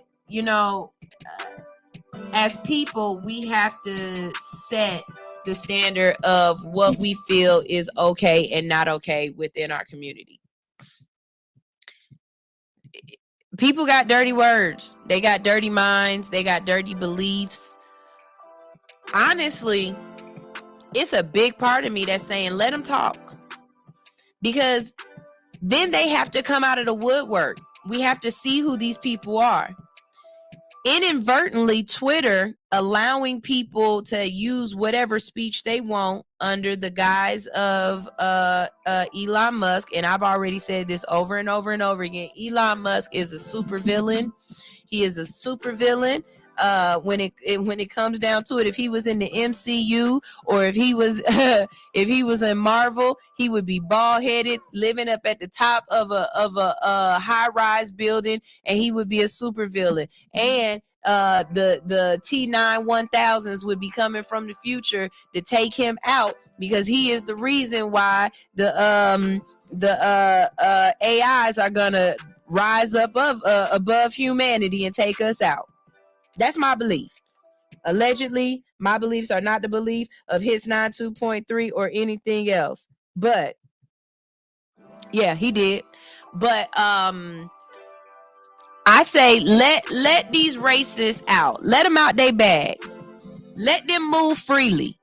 And then go ahead and go after their ass. Every last one of them that feel as though they can say what they want to say, let them say it. And just take notes. And go and move in the spaces you need to go in. I want to know that my doctor think I'm a nigger with the R. I want to know that, because he don't need to be a doctor. I want to know the lawyers that feel like that. I want to know the politicians that feel like that. That way I can vote accordingly. I want to know about the HOA member that lives in my community who feels that black people are dirty and disgusting. You know why? Because every time I get a HOA mark against me, or they try to force me to do something, I'm about to use that against them and be like, nah, y'all just targeting me because of how you feel about black people. Let them say it. This is a blessing in disguise. Remember Sticks and Stones? You're going to have to Sticks and Stones Twitter. But pick them sticks up, pick them stones up, put them in your basket, and understand that you can use them as ammo too. Them sticks and stones hurt going the other way the same way they hurt coming this way. I need to know about the accountants that feel like that, because them the ones that's stealing your money and making you get audited on purpose. Let them speak up, baby. Let them write their name down. Take a picture. Do the research to find out who is behind that URL. And then do y'all work, Twitter. Black Twitter, good for it. Find out who they are each and every time and run it. That's what I say. That's what I say. But y'all might not like what I say. It's all right. I said it though. Y'all, we got to go ahead and go to a break real quick. When we get back from this break, it's time to talk about boss moves. We're going to talk about this young man in Florida. This boy, he's a keeper. He said, "You want to see my snake?" And everybody was like, yes. We'll talk about it. We also going to talk about the slutty verse. Who is getting slutty in the universe, in the metaverse? Somebody signed up for a patent and a trademark so that they can get slutified in the metaverse. Y'all, we're gonna check that out. And California is doing something real cool with your license plate.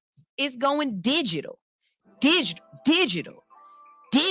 So y'all make sure y'all stay tuned. This is All Hustle, No Fear on Hits 92.3. I am your girl Sunshine Reigns, and we will be right back.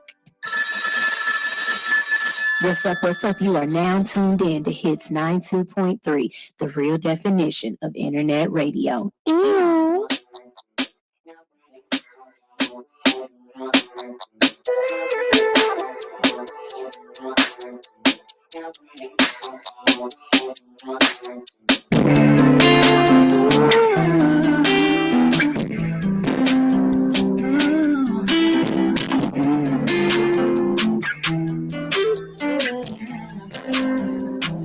It's my imagination running wild.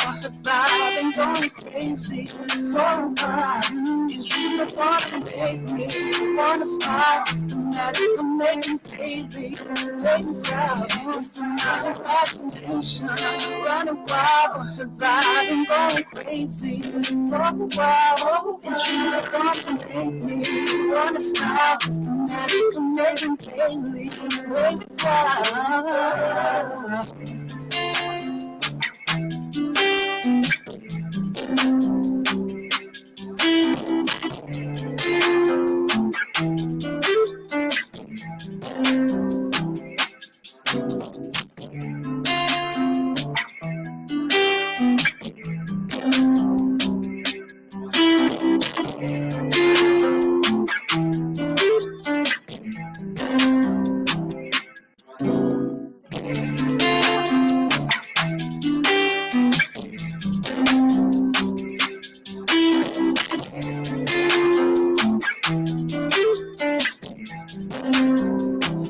It's my imagination running wild.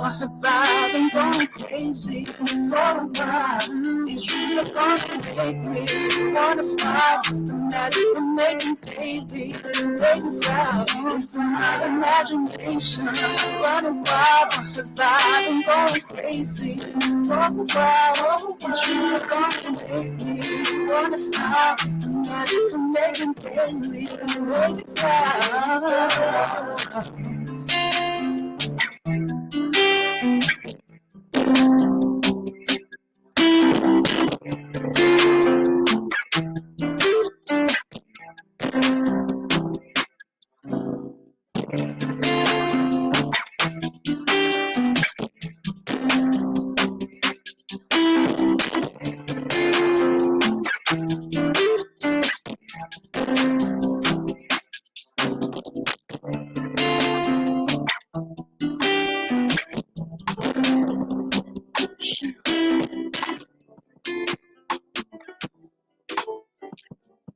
Hey, yo, I swear what I spit in the booth, all of this truth.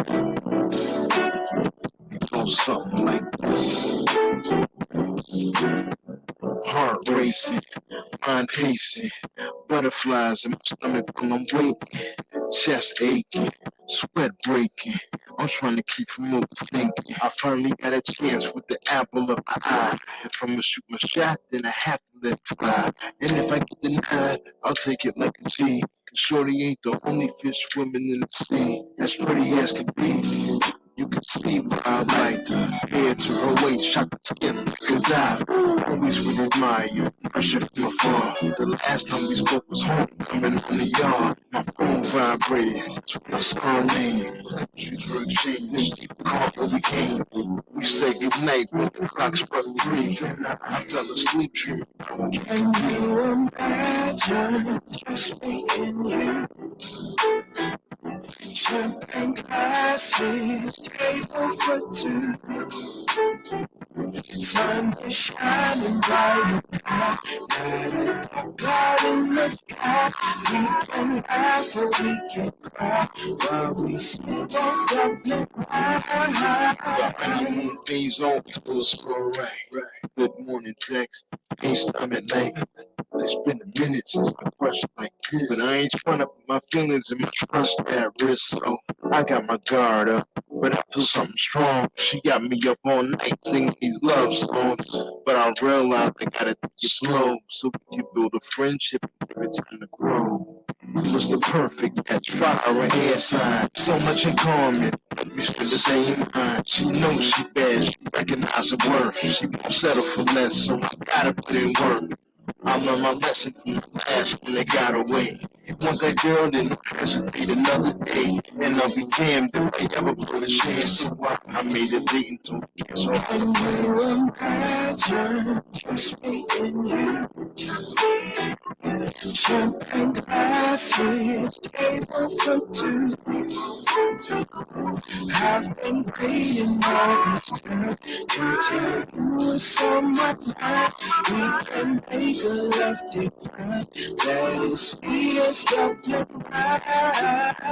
Heart racing, mind pacing, butterflies in my stomach when I'm waiting, chest aching, sweat breaking. Now I'm suddenly overthinking. Today I made some plans with the apple of my eye. A picnic in the park, sunflowers and some wine. But much to my surprise, a message hit my phone. She said she couldn't make it. My face went to stone. I knew something was wrong. Thoughts started running through my head. Was it something I did? Was it something I said? Now her phone's dead. Text not coming through. She played till the nose green. Dropped my number out the blue. I sat there heartbroken in the worst kind of pain. But it is what it is. Gotta charge it to the game. But it's her loss. My lesson in the game. Now I know my worth and I'll never I want some imagine just me and you. Champagne glasses, table for two. Thought you were one of a kind. How could I not see the signs? Gotta leave it all behind and pour out this Dublin wine. Yes, I brought the stuff of wine. Carolina red with sweet muscadine. I think about the moments that we could have made in time. Slipping on the glass while we laugh and we dine. I could have been hers, she could have been mine. Now she's just a memory I want to leave behind. Damn, I hate to waste this Dublin wine. I bet it would have tasted divine. All Hustle No Fear is booking new interviews for 2022. If you're ready to come on All Hustle No Fear and to promote your business, your music, or your political campaign, all you have to do is visit hoodunicorn.com/be our guest. Come into the studio, give us a call, or book a virtual interview today. That's right. We have so many ways that we can see you and network with you. We make it easy for you. Come on in, wake up early, and let's wake up the rest of the hood on All Hustle, No Fear, right here on Hits 92.3, the real definition of internet radio. Ew.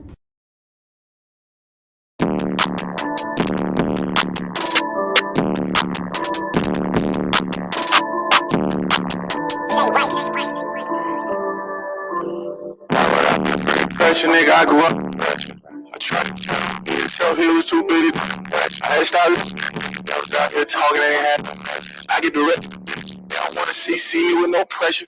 And he trying to find him in heaven in the middle of hell. These niggas crazy, I bet he bought it. I'm with the boys like I missed it.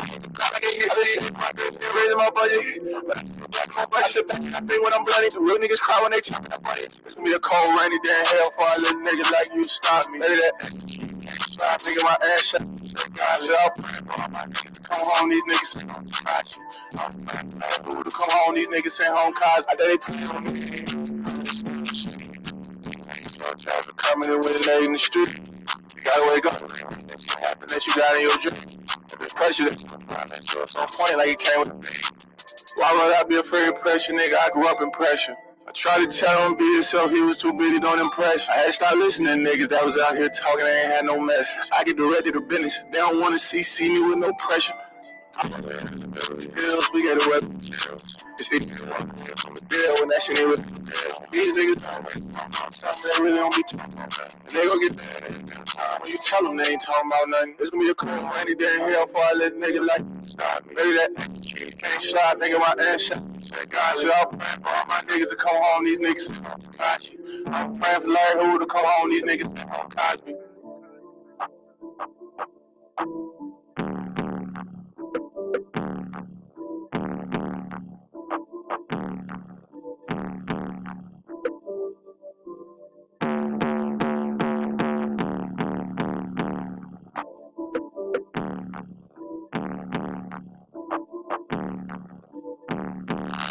I like that. Oh, y'all gotta start listening to music with some words and stuff. He's saying some real shit on that song, man. Why would I let y'all stop me? Y'all ain't even doing what y'all supposed to be doing. You know what I'm saying? This is all Hustle No Fear. I'm your girl, Sunshine Reigns. That was Sent Home Cosby by Jay Austin. Before that, we heard Dublin Wine by Gotti the Ghost and Crazy 8 the Great. Y'all make sure y'all check that music out. We got dope artists out here. If you are an artist and you got some music that you would like us to hear, all you have to do is visit allhustlenofear.com. Go to submit my music. You can drop your music off to us. We will promote it across all of our platforms. If you have music, if you have music videos, we want to hear it. I only play the bangers. I only play independent artists. I don't play no mainstream music, but it's getting really dope because some of these independent artists are linking up with mainstream folks. Because one of the songs you just heard me play also was Willie Hen with Music Soul Child. You know what I'm saying? So that's really, really dope. And I had DJ Jelly. He sent me some music. So I got that as well with Monica. I'm allowed to play that. But YouTube don't know it yet. So I gotta hit them up and be like, nah, I got permissions. And who else sent me some music? Oh, Shantae Renee. She sent me some music as well. So y'all make sure y'all stay tuned to this show because I promise you, I'm playing the hits. You know what I'm saying? I got something good to talk about, but the commercials is dope. Y'all can stay around for the commercials. It's got some good music going on there, okay? It is what it is. Now, before we move on to boss moves, I first have to play something for y'all. When I tell you that Mother Nature was a real one and came up with the bossiest of boss moves this week, I absolutely appreciate Mother Nature for what she did. I know that tonight is Halloween, but if you a parent, like a real parent, then you know that Halloween was supposed to be yesterday. Before I get into it, I'm just gonna play this clip of what I said on my Instagram, and y'all tell me where I was wrong. Now, all y'all Percocet parents, I can tell y'all Percocet parents because y'all like, nah, we going anyway. We going anyway. No, we not. No, we not. No, the hell we not. Here we go. Hold on, I turned it down too low. My bad. Hold on. I gotta start it over. I'm sorry. Wait, let me turn it up. Okay. Look at God. Mother Nature, you are the real MVP because a mom did not want to go do Halloween tonight or tomorrow. Do you know the way I'm going to say Halloween is canceled because it's raining? Woo! We in the house. In the house. In the house. Mother Nature, you the real MVP, Mother Nature. You are the mother of all mothers. And while I'm at it, let's just go ahead and add this to the mix. Halloween don't need to be on the 31st of October. It needs to be on the last Saturday of October. It needs to be just like Easter. Easter change every year. You never know when it's coming, but you always know it's gonna get here, right? Halloween need to be the last Saturday, because who the hell Halloweening on a Monday night? Not I. I'm not. No, we're not doing homework and then gonna walk around the neighborhood. It's not gonna happen. I'm not doing all of that. You know what I'm saying? And let's go ahead and add to that too. Halloween need to be in July. If y'all gonna walk around naked with these little skimpy ass costumes on and these little thin ass damn shits on, let's put it in July. Hell, y'all changed Jesus' birthday to Christmas. He wasn't born in no damn December, so why we can't do it for Halloween? I'm just saying.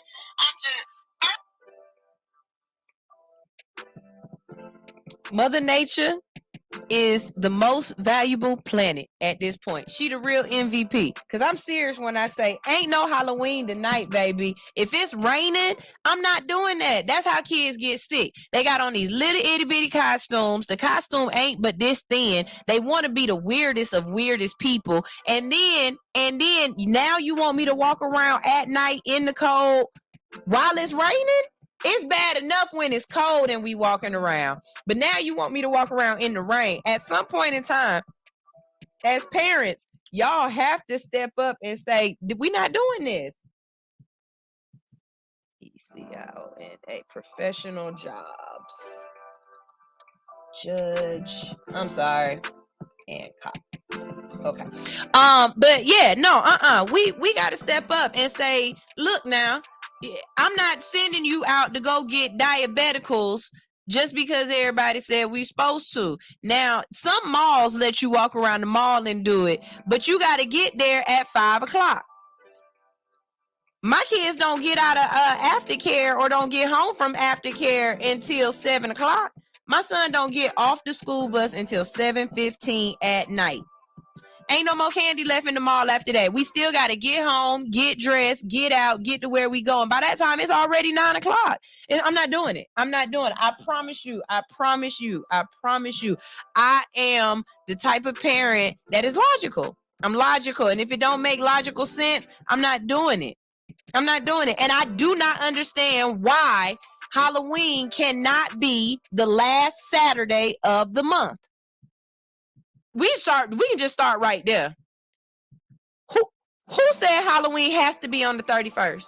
Why can't it be the last Saturday of the month? Just like Thanksgiving is always the third Thursday, and what is it? Easter is always 3 Sundays after Lent or whatever. I don't know. But why can't Halloween be on the last Saturday of the month? That makes absolutely the most sense. Or the last Friday, right after school is over. Y'all wear your outfits to school, get out of school, go trick or treat on the way home from school and take y'all ass home. Why not? Not only that, if we gonna be dressing in the costumes the way we dressing, we need to revert Halloween to July. Because I'm telling you right now, I'm not dressing up or dressing out or dressing down the way y'all dressing for Halloween to catch pneumonia. Y'all coochie's gonna catch cold.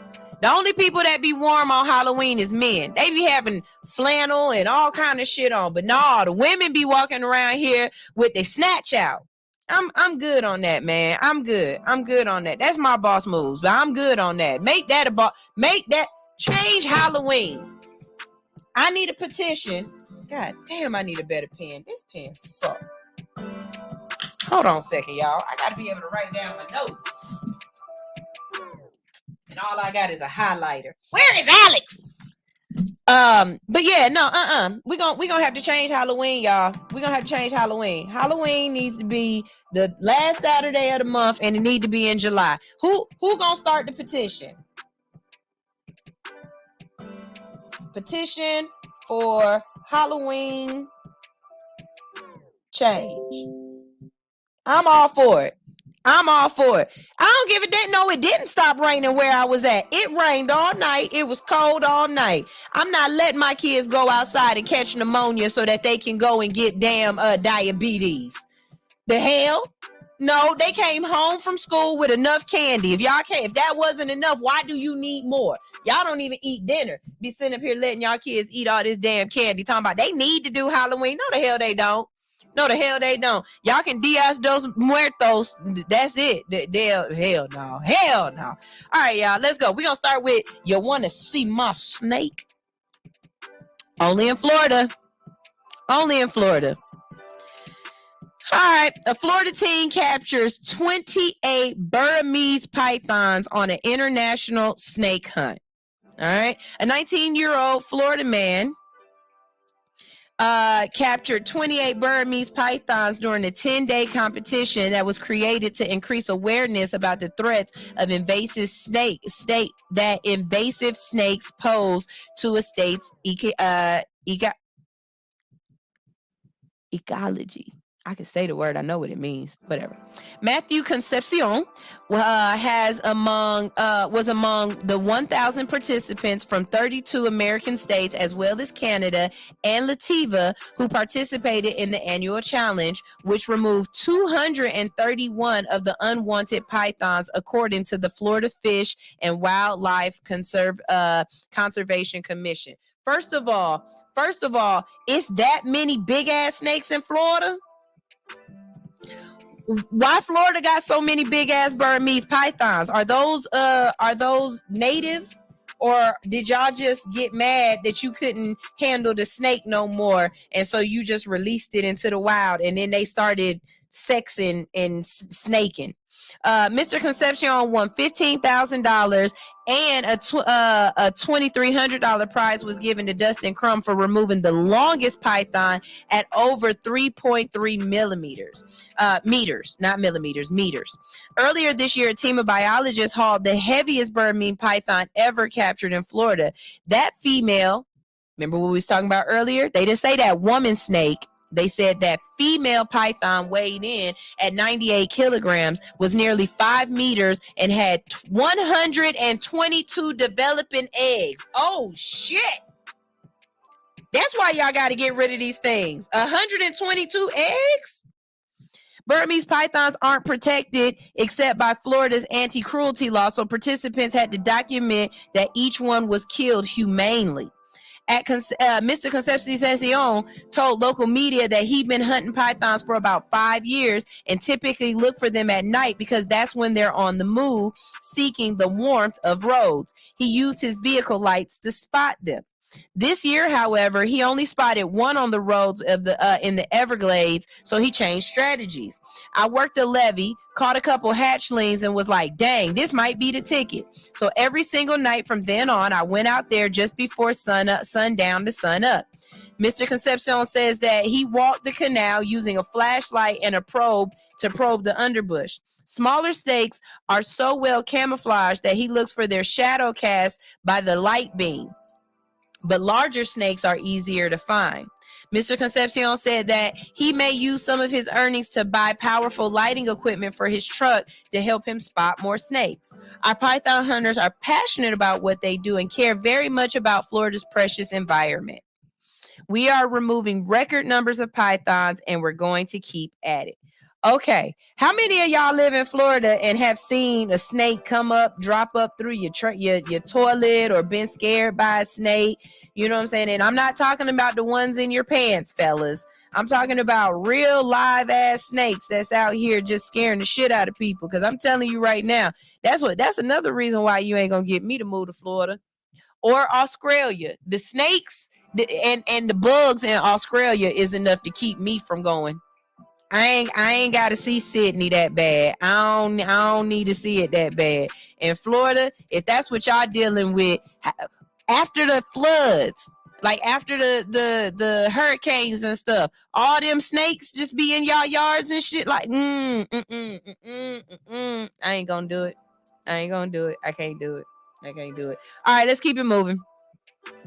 This is really dope. This is why it ended up in Boss Moves. I think this is dope.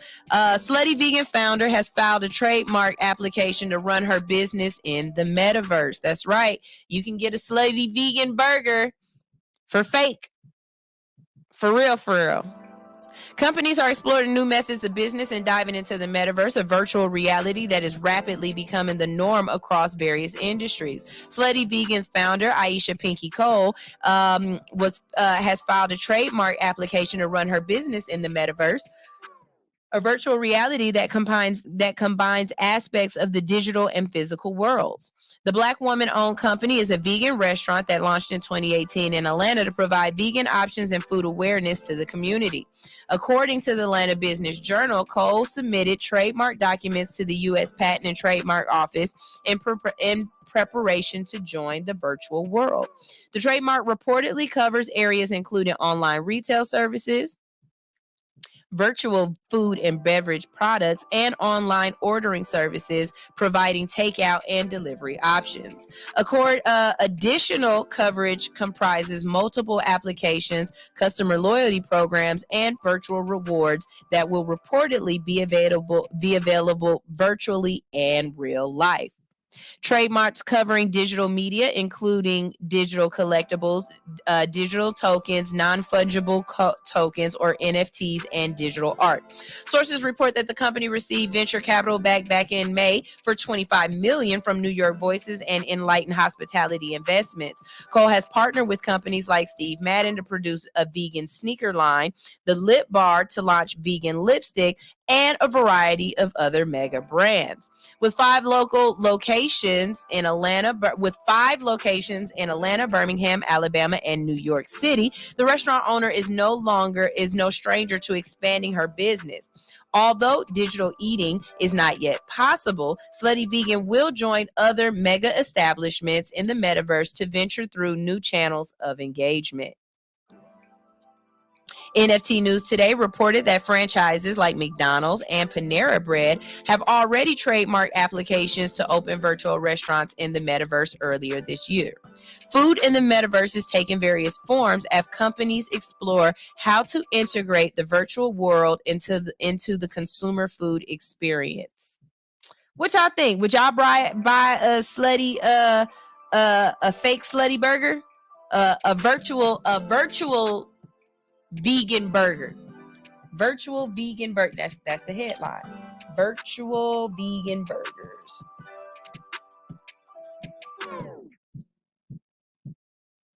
RGER. Yeah, there we go. Virtual vegan burgers. I need to get an Oculus and see what this is gonna be like. Every time I hear stuff like this, I think about that TV show on Netflix called Altered Carbon, or I think about things like that gamer movie where everybody lived in the game, like, you know, and then the outside world basically was sucked, but everybody, you know, focused on their virtual presence. I'm good. I'm good. I want to eat real food, real burgers, I want to touch real bitches. Like, I'm good. I'm good on the virtual. Maybe it's just me though.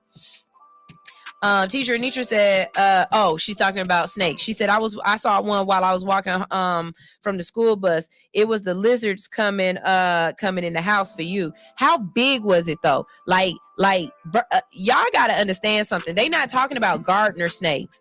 They said Burmese pythons. Them things get to be like 4-5 people long. Like, people got to stand there and hold them. Do you know how big a Burmese python can get? It can eat a human. In India, they eat people. Like, the hell? And y'all just got these slithering around Florida. Like, y'all letting y'all dogs out and they getting eaten by snakes. That's exactly what I see in my head. If I'm wrong, let me know. Because that's all She said, nah, but I do want to try a real one, though. I still haven't had a real slutty vegan burger. And I think the only reason, it's 2 reasons why. One, my brain is against like food, meaning if it's like meat, I either want to eat the real meat or I don't want to eat it at all. I don't want to eat imitation or like meat. You know what I mean? If you tell me this is supposed to be bacon and it's actually a damn carrot cut up like bacon and then you've added amino acids, that's not bacon. I'd rather just not have bacon ever again in my life than to eat something that's not bacon. Again, this is me. Now, y'all might give me an Impossible Burger or something like that, and I might be like, it's the best thing ever. But I've had a bean burger, and I'm good. I'd rather just not eat beef. I'd rather just not eat chicken. Speaking of chicken, I had chicken last night. One chicken taco. Just one chicken taco. It was so good. It was amazing. And I woke up this morning and my stomach said, don't you ever do that shit again. Like, I am literally a pescatarian at this point. For real. Man, I ain't even realize how much of it I was. So, yeah, be careful with that one, though. But, and when I mean be careful, I mean once you've changed your diet, be careful trying to slip back and do other stuff. Just stay with it. This is the next one I want to talk about. I think this is pretty cool. California can now get a digital license plate for their car. Okay. Have you ever felt like you wanted your car license plate to say stuff like, tell the person behind you, I'm not going no faster, go around, or hit me, bitch? You know what I'm saying? Or you wanted your car license plate to say car has been stolen, or things like that. I think that's what California is putting in place. Drivers in California will be able to trick out their whips with digital license plates. Digital license plates, which have been piloted in California since 2018 with 175,000 participants, are now available to all of the state's 27 million drivers, thanks to Assembly Bill 984. On October 5th, the state passed the Motor Vehicle Digital Plate Number Plates Bill, which allows motorists in California to replace their traditional metal license plates with mounted digital plates. Only 2 other states, Arizona and Michigan, in the United States, allow drivers to add digital plates to their personal vehicles, and Texas has also introduced digital plates, but only for commercial vehicles. California DMV Deputy Director Bernard Serrano said the digital plates will make the DMV process smoother by allowing drivers to renew their registrations without having to step and foot inside of a DMV, a benefit not for drivers but staff too. Okay, let me say this. I love the way Atlanta's DMV is set up. They got kiosks now. They got a kiosk. You walk in, you got your little paperwork, you scan that little paperwork, you put your money in the machine, and you walk the hell out. I promise you, I love that little kiosk thing. It's the bee's knees. It's the best thing ever. It is. It's really going to be much more beneficial for them and making our process much more efficient. It's a big change. We're no longer your father's DMV, and I think it's something we all have to embrace and be a part of. The digital plates come in 2 models. They're battery powered and wired. Unlike regular metal plates in which the registration is paid for up front for either 1 or 2 years, drivers can choose to pay for their plates monthly or annually. Monthly rates for battery powered plates start at $19 a month or $215.40 for a year or a 4-year agreement. Wired plates go for about $24 a month for 2-year agreement, and wired plates for commercial vehicles would be $275 annually. Unlike traditional metal plates that are typically issued at the DMV, drivers are limited to just one purchasing option for metal plates. Reviver, the sole company that manufactures and distributes the new legal street plates. On Reviver's website, drivers can also choose the option to self-install their new plates or pay an additional $150 for a personal professional installation. Aside from being visually aesthetic, and perhaps even the holy grail to drivers who have been forced to sit in agonizing long lines at the DMV, supporters laud the plate's safety mechanisms. The digital plates will be able to display different emergency messages, such as if a vehicle is stolen or if there's a local Amber Alert. The plates will also have built-in tracking abilities to help locate stolen cars. Wilson said drivers with privacy concerns will also be able to disable the feature in their personal vehicles.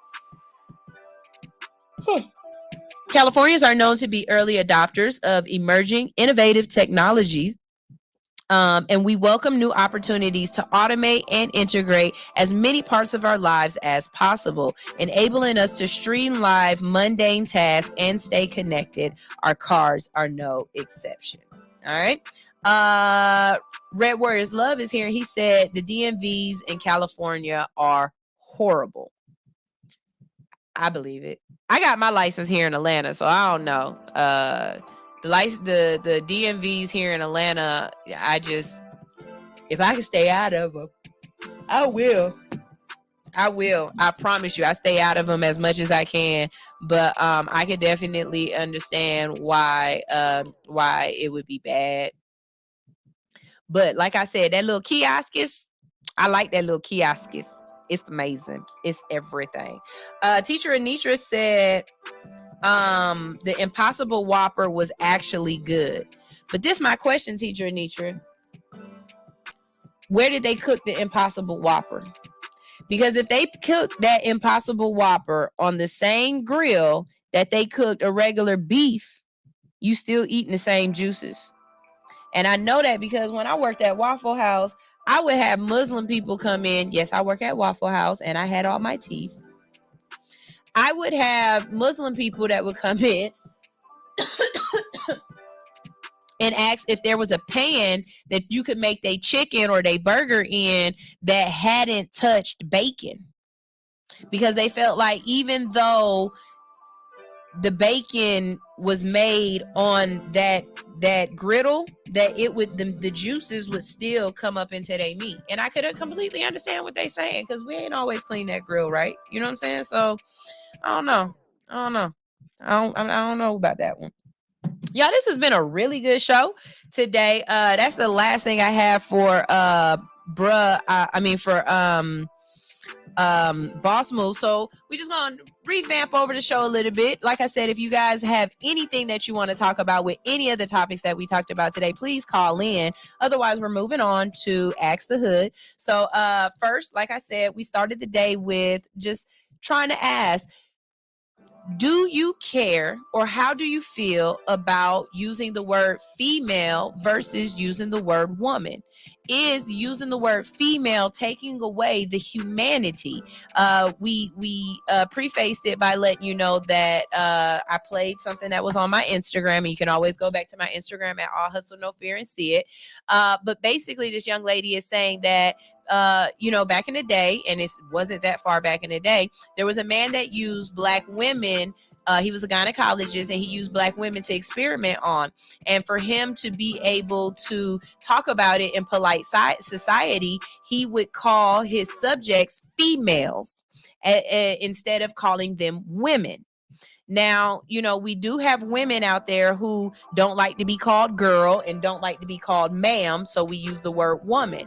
And my question has just, it's a really easy question. Is the word female disrespectful, and is it succumbing you to less than human? Is it taking away your humanity? Is it making you a subject or a specimen?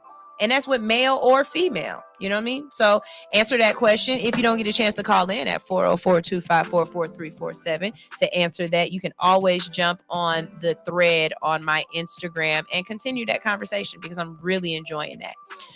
The other conversation that we started today was circumcised or uncircumcised. How does that willy hang? Basically, ladies, would you gawk 3,000 on an uncircumcised penis?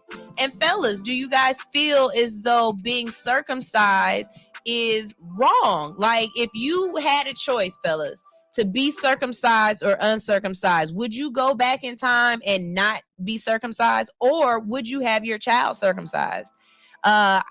Because of this thread, I found out that a lot of foreign men, especially Jamaicans, don't get circumcised. They don't circumcise their children, so they got the whole turtleneck.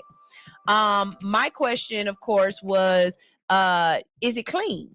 Like, how y'all clean it out? You swab it, get soap. I mean, what you do?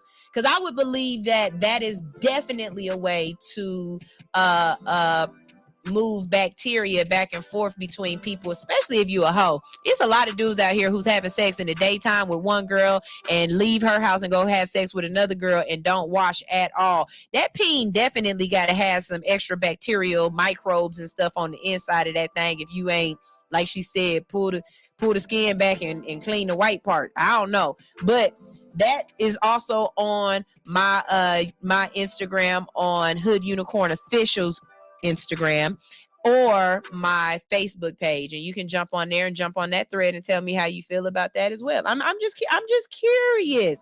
I pose a question. I'm an adult. We have adult questions. You know what I'm saying? Something else I want you guys to know is that on Wednesday, we are going to be having a candidate that is running for Georgia Agricultural Commissioner in the building. His name is David. I can't say his last name, but it starts with the R. Make sure you look for that on the ballot. His name is David, I want to say Rottenborough, something like that. But he's running as a libertarian.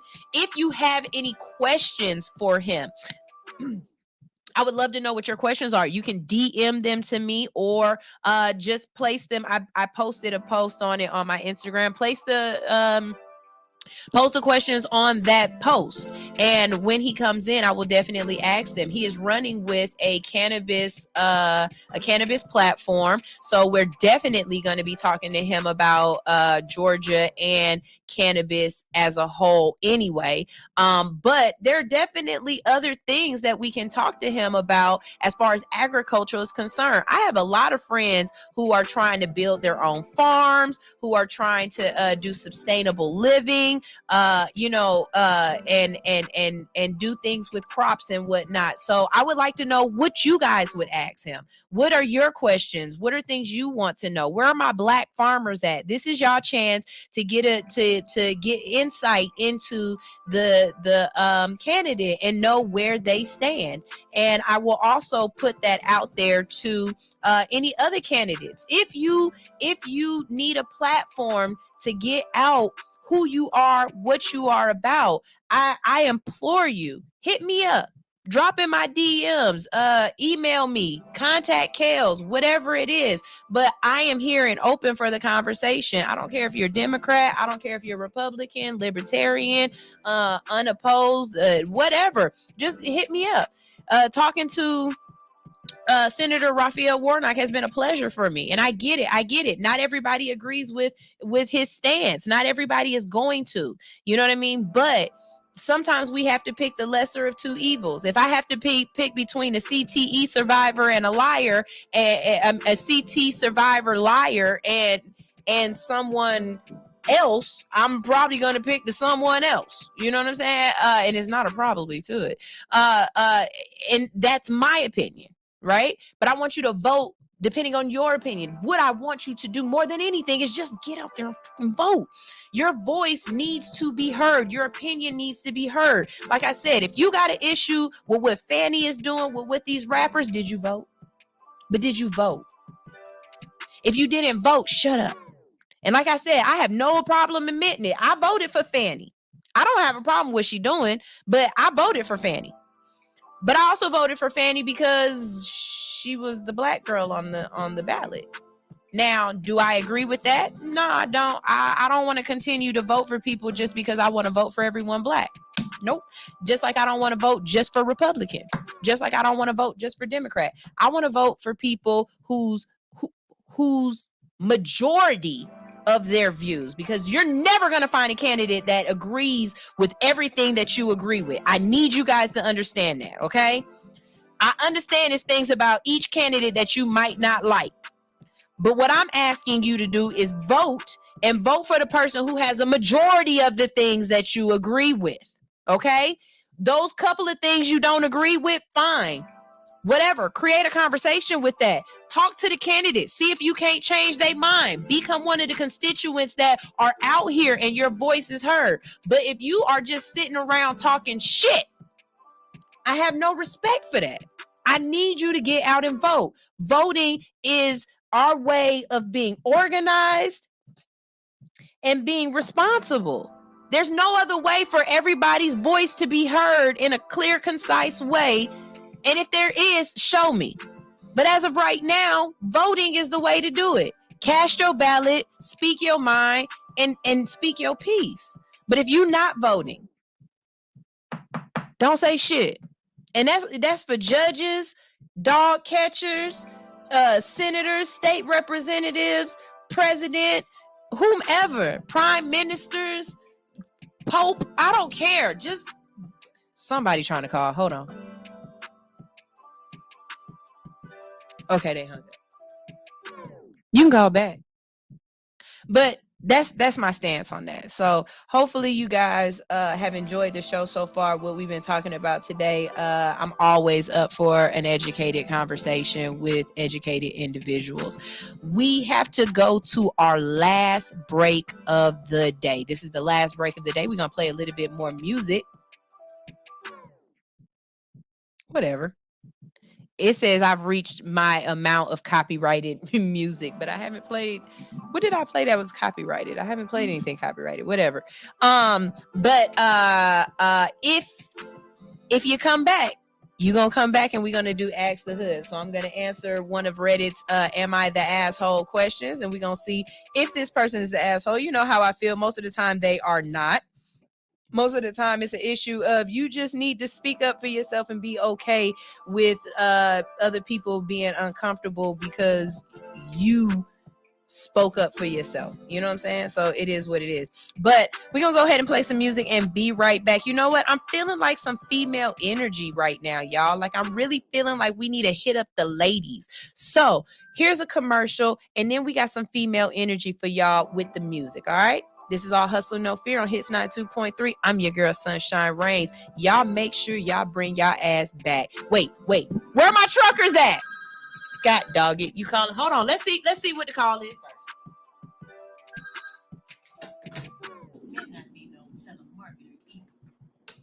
Hello, caller. This is All Hustle No Fear. Who the hell is it? Hey, what's up? How you doing, Unicorn? This is Bowman. This is who? Bowman. Hey, what's up, Bo? I'm in the car, so I don't know if you can hear me real good. I'm all right. Oh no, I can hear you. I can hear you great. What's up? What you got to tell the people? What you wanna come in on? I may upset some people, but I don't know. But the word female is really used to identify a young woman who has AIDS. It's the opposite. My thing is this. We're in the age now where we've been beguiled on how to think. So from what I'm seeing, that lady, she used that to manipulate in my mind. Because when we're talking about transgenderism, it's so we don't, quote unquote, offend those who consider themselves the opposite sex, even though they were born a different sex. That makes sense? So that's what a lot of these, the LGBTQ does, from what I'm seeing. They like to identify Black issues and attach it to their struggle. And what they've gone through is not even close to what those who have been enslaved went through. And that's my issue, because that's what it ties into. They're saying, don't say female because you don't want to offend these type of people, or don't say female because when you're referring to a woman, she's a woman and not a little girl. Somebody who, saying is born with whatever eggs or whatever, the feminine gonad. That makes sense? Right. So you know me, I call them original ovaries. Vintage vaginas. Oh. So that's where I'm going with it. I just don't like that. I wish the LGBTQ would quit attaching Black American issues with their struggles and their agendas, because we all know that a lot of it is being, I don't mind you being gay, cool, whatever, great. Just stop attaching your issues to what we go through. It's not the same. So that's where it's a slippery slope, and that's what they're doing, and I don't appreciate that at all. All right, awesome. I'll admit to you, before I heard this take on it, I never really thought of it as an issue or not. I've even said male and females, within my conversation, right? But I will admit there is a little something there in my mind that when we do talk about animals, we don't add any humanity to the animals by calling them men or women. I've never heard anybody call a tiger a man tiger. I've never heard anybody call a woman snake. A snake a woman snake or whatever. They call the specimens by their genealogy, you know what I'm saying? Like Arubis, Snakeus, Melicanus, whatever. And they call it whether it's a male or a female specimen. So in that sense, when we're talking about someone who was using us as specimens, I can understand where they coming from. But my other issue would come in, like when you watch the video, right? So the video started with someone, it was like a lady that was cooking or something right? And the guy was talking to her and he called her a female and she was like, that's just disgusting. I want to know what her reason was by saying it, because that Indian lady was not gonna say that the reason why it's disgusting is because this man in America used to experiment on black women.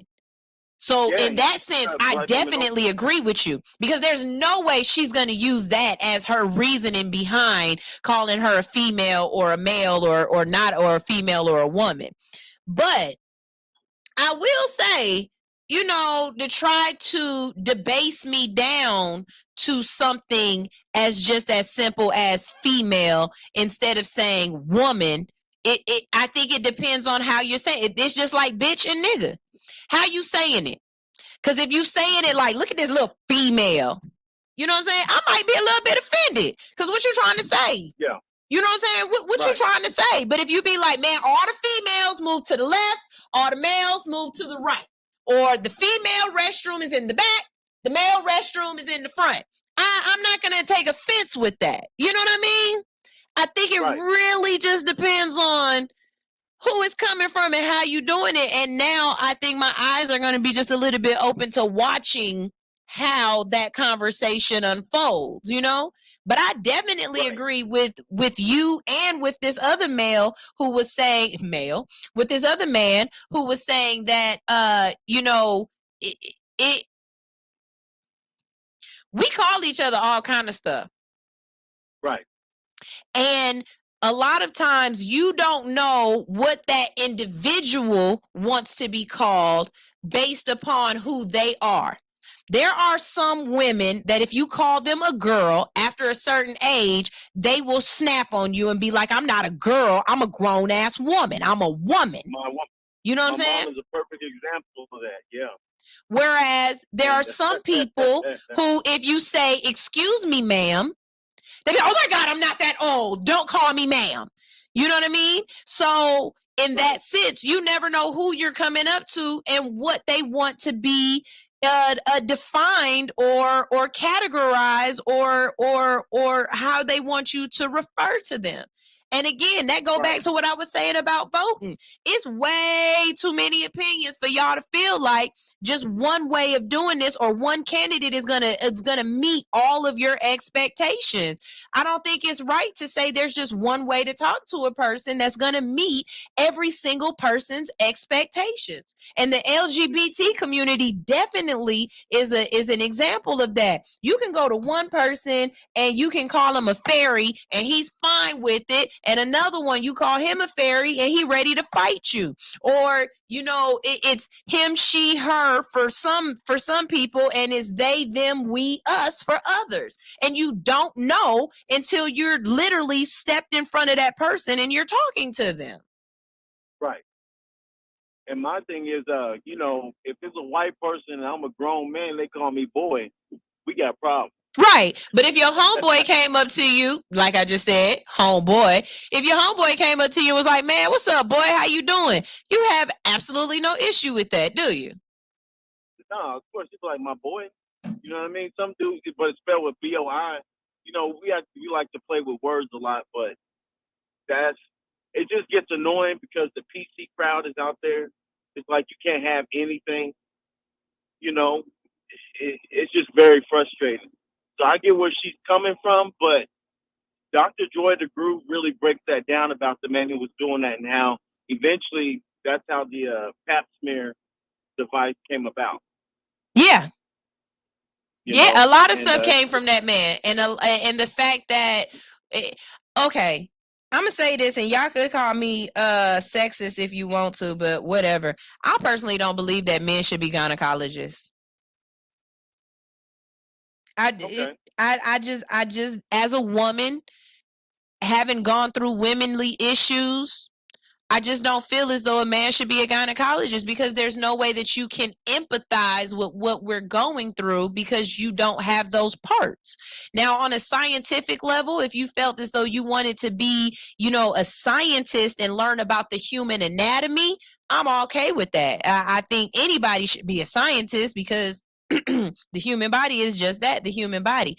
But when it comes to actually working in the field with the women individuals or the female specimen, like actually there, I don't think men should be gynecologists. I really don't. Because when I go to my gynecologist and I explain to you that I'm having these cramps or whatever, and I'm telling you that they're on a scale of 1 to 10, they're a 15. As a man, you might think I'm over exaggerating, but as a woman understands that I've had my cycle now for almost 20 something years. I know the difference between period pains and the difference between what the fuck is this. And what I don't want is to have to go through 3 different doctors before somebody is like, you know what? Let's go ahead and look this up and see what's wrong with you. Oh, you have an ectopic pregnancy, or oh, you have fibroids, or oh, your uterus is turned around and spun up and tied in a knot. You know what I'm saying? Right. Now, for men, I know women have cramps a lot, but the equivalent in my mind would be men having blue balls, and that's very painful, especially if you have a high amount of testosterone. Wait, that's a real thing? That goes, yeah. My first semester in college, I found out what that was. I was in so much pain. I was like, man, I told my roommate in the dorm, I was like, man, my balls hurt really, really bad. Because I was sleeping next to this girl, softball girl. Anyway, we didn't do nothing, but I wanted to, and because I didn't, I was in so much pain that I didn't know what was going on. He told me, man, you have blue balls. I was like, really? That's a real thing? He's like, yeah, just get in the shower, and take a hot shower and then rub your balls and you're good. I was like, okay, because that hurts really bad. Like, so what is it, like a built up amount of pressure or something like that? It's really bad cramping for the testicles, and it hurts. Really? Yes. You look that up. And that just goes to show you, hey, I'm a firm believer that I don't care when y'all turn your head and cough. I have no concern about your prostate, and I feel it should be the exact same way with us. Y'all should not care or worry about when we have a mammogram. The fact that I have to go get a pap smear should not be on your list of things to worry about how often or when I'm allowed to do it. Like, I just feel like there at some point, yeah, we're all human, but some lines just need to stay uncrossable. That's understandable. I get it. Just some lines people are perverts who are doctors. Huh? Some people who are doctors are perverts, so I understand that. Oh yeah. Oh, definitely. Definitely. Well, thank you for your call, and we got to get to this commercial real quick, and then stay tuned because we have Ask the Hood coming up. You're not in Atlanta, are you, Bo? I'm in what is it, Dallas Fort Worth area? So Dallas Fort Worth. Okay. Well, for everybody that is in the Atlanta area, I'm gonna tell you with Bo on the phone on Tuesday, not tomorrow, but next Tuesday, we have our live show. So Bo, you got to make sure you tune in. It will only be on YouTube. We'll be live on YouTube watching it, and on Facebook too. But you can watch. We're having a OnlyFans live panel. We have 5. We've got 5 people coming in that are OnlyFans influencers, 3 women, 2 men, and they are going to talk about the good, the bad, the ins, the outs, the business, being in relationships, and everything when it comes to having an OnlyFans platform. It's really interesting, huh? Bet. Definitely good. Definitely good conversation. So thank you for always tuning in, and make sure you drop your comment underneath that post so we can keep the conversation going. Okay, no problem. All right. Thank you so much. All right. All right, that was Bowman Lee. He is one of our avid followers here on the All Hustle No Fear show. Y'all make sure y'all tag 3 friends so that I can get some new people listening and watching who need to be a part of the conversation. Don't tag no kids because we talk about adult shit. This is All Hustle No Fear on Hits 92.3, the real definition of internet radio. Like I said, I'm feeling like some female energy. So here go Les Riley with Sunday. And everything else that I played during this commercial break is going to be female energy. Be right back.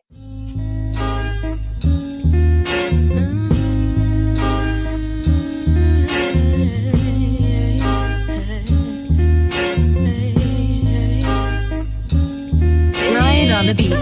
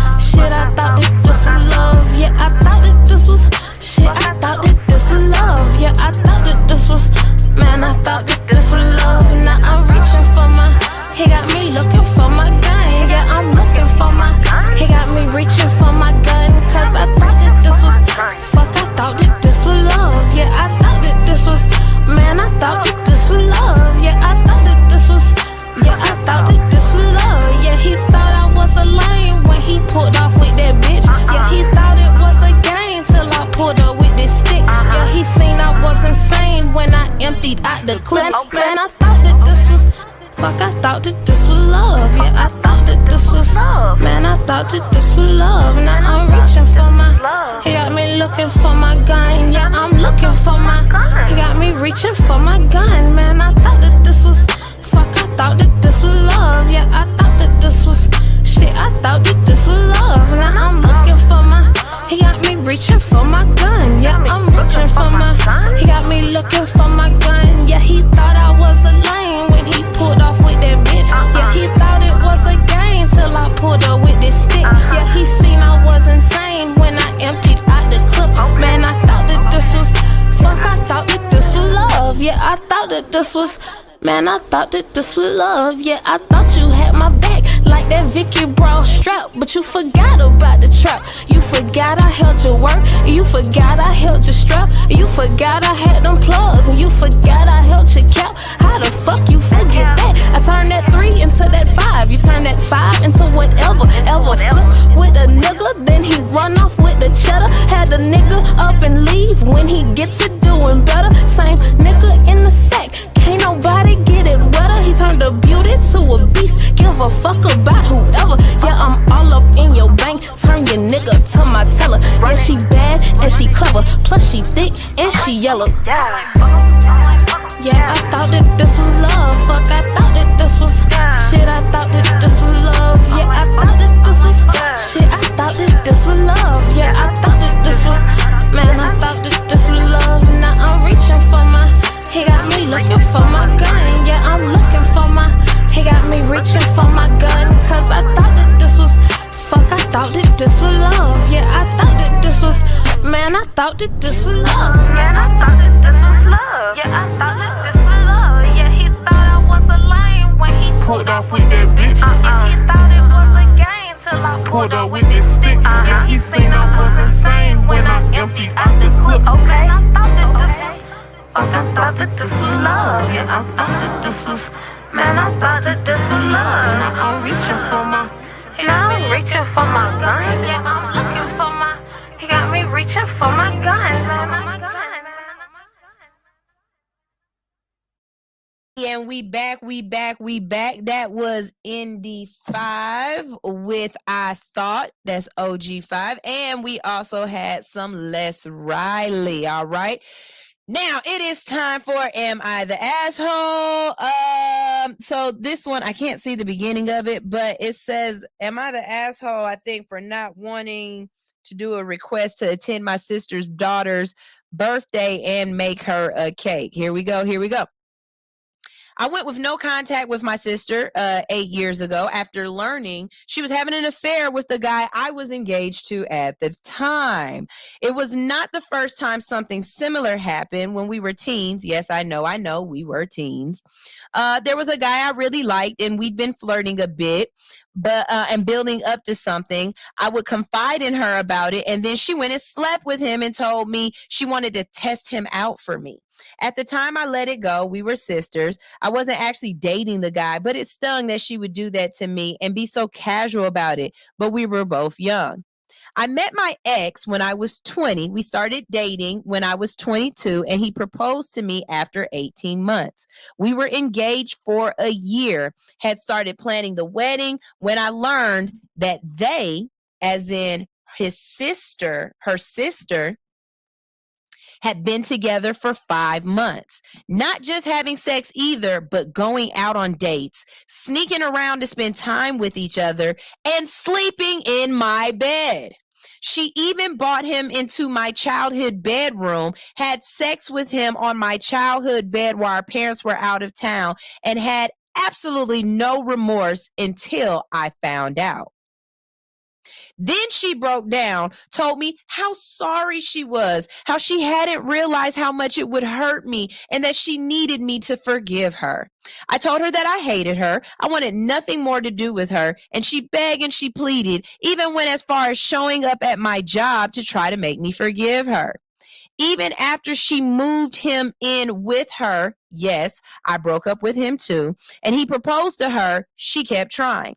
I told her she might be forgiven she might be forgiven when she was dead, but not to even hold her breath on that.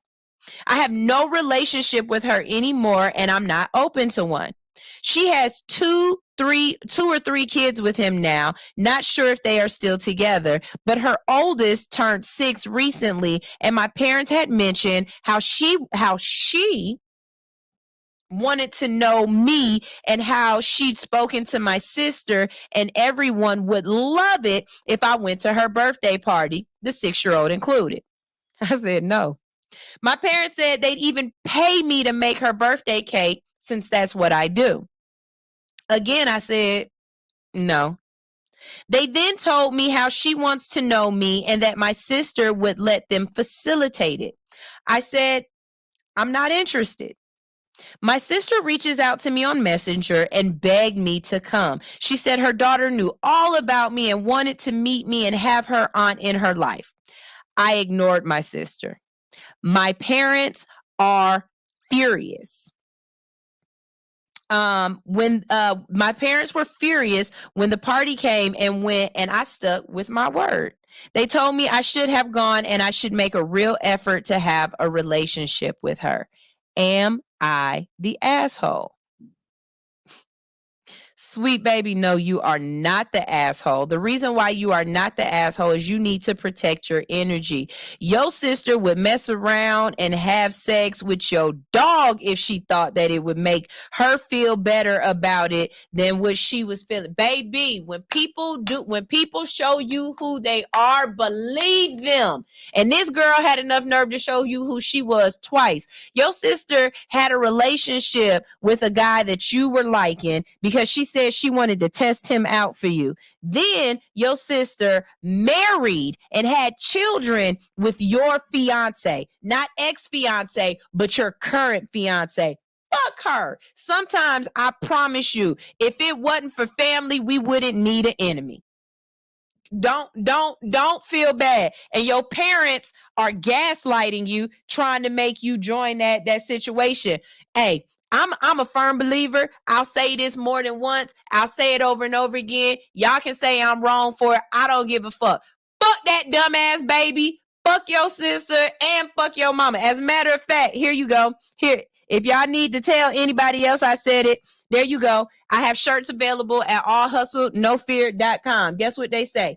Fuck that dumbass baby. And I mean that with all of my heart. This is one of those situations where I don't give a goddamn what kind of family members we are. You have transgressed. You have crossed the line. I do not have to forgive. I do not have to forget. And I do not have to make sure you feel okay about what you did wrong. The hell with that. Sit in it.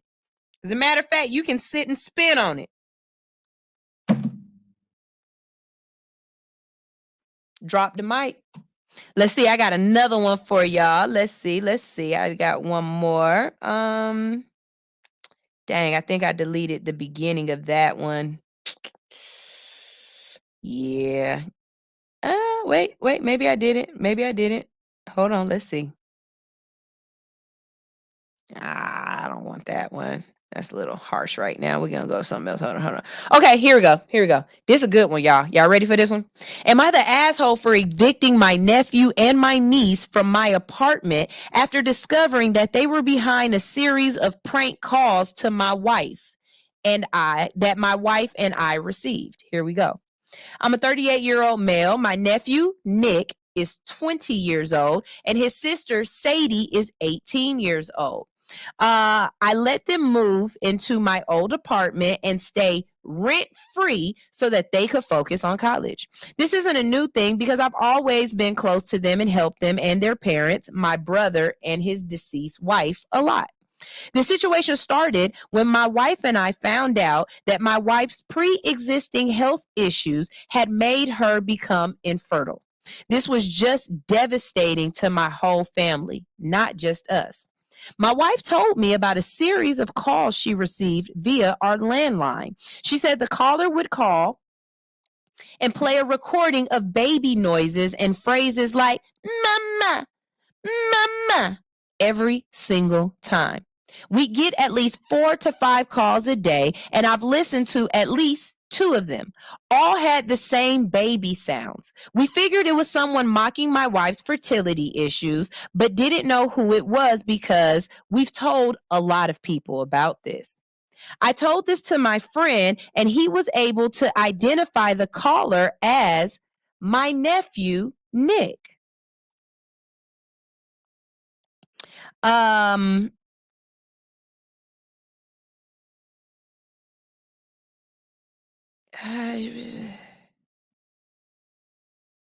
Okay, hold on. That's not it. I got to find the end of it. Yes, that's the beginning. Oh, okay. All right, there we go. He was able to identify the caller as my nephew Nick and my niece Sadie. I was in shock, and it took some time for me to actually believe what I was told. After it was confirmed, I had a breakdown and went over to the apartment and confronted them. They denied it until I threatened to evict them. They said that they did it as a prank and that it was directed at my wife and not directed at me. They thought it was to get her to laugh or something. I called them fucking idiots because not only my wife didn't laugh, but she cried her eyes out every time we got those awful prank calls. I told them that I wanted them out of my apartment and gave them eviction papers. They freaked out and started pleading with me until I left. They had my brother call me later and ask what was going on. I told him, and he started apologizing on their behalf, saying that they were kids, they were just messing around and not realizing what they were doing. He went on about how evicting them will affect his own situation. I said, I know he's a widower. He's struggling, but my decision will stand. He started bugging me to let it go and promised that Nick and Sadie will grovel with apologies, but I refuse. Now my parents got involved, saying that the kids were just being kids. Am I really being an asshole here?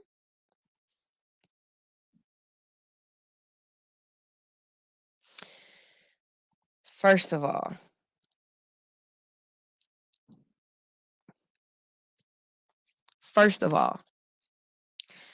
these Percocet babies are out of pocket.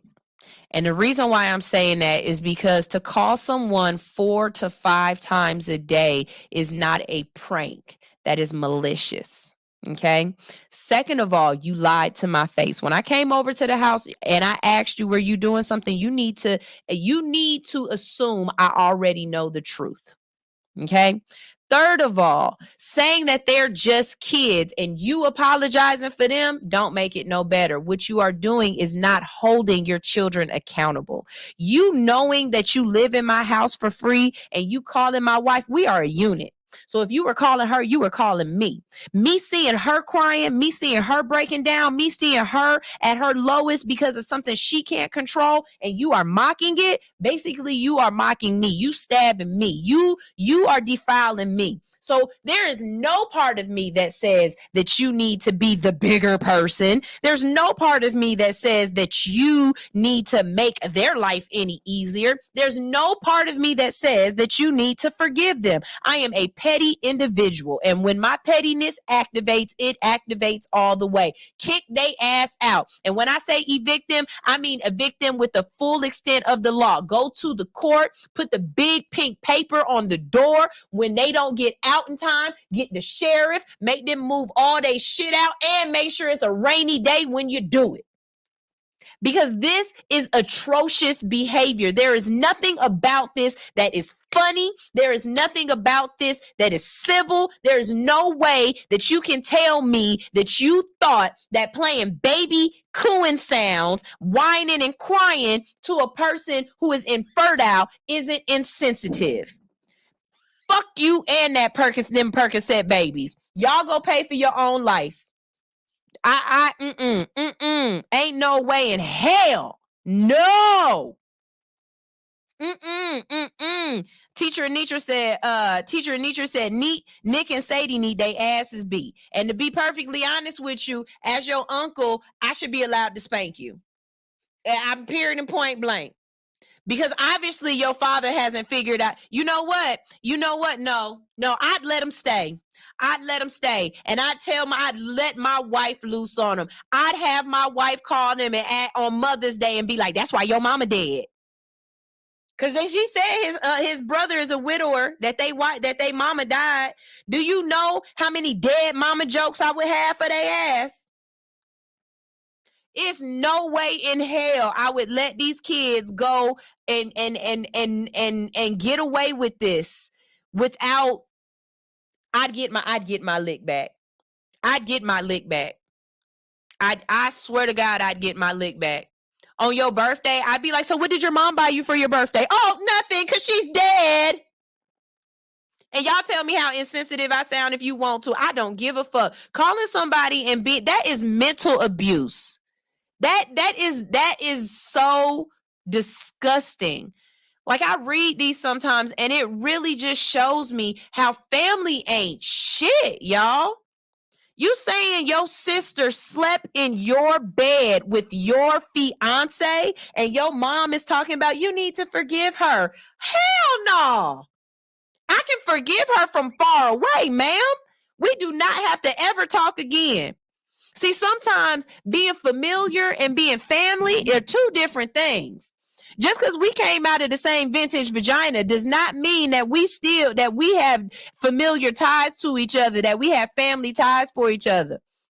Because family don't do shit like that. These is two instances of family that ain't no way in hell. Ooh, Red Warriors Love said that's a form of torture. That is so disgusting, Sheldon. Like, if I was his wife, oh my God, I would bleach everything in their house.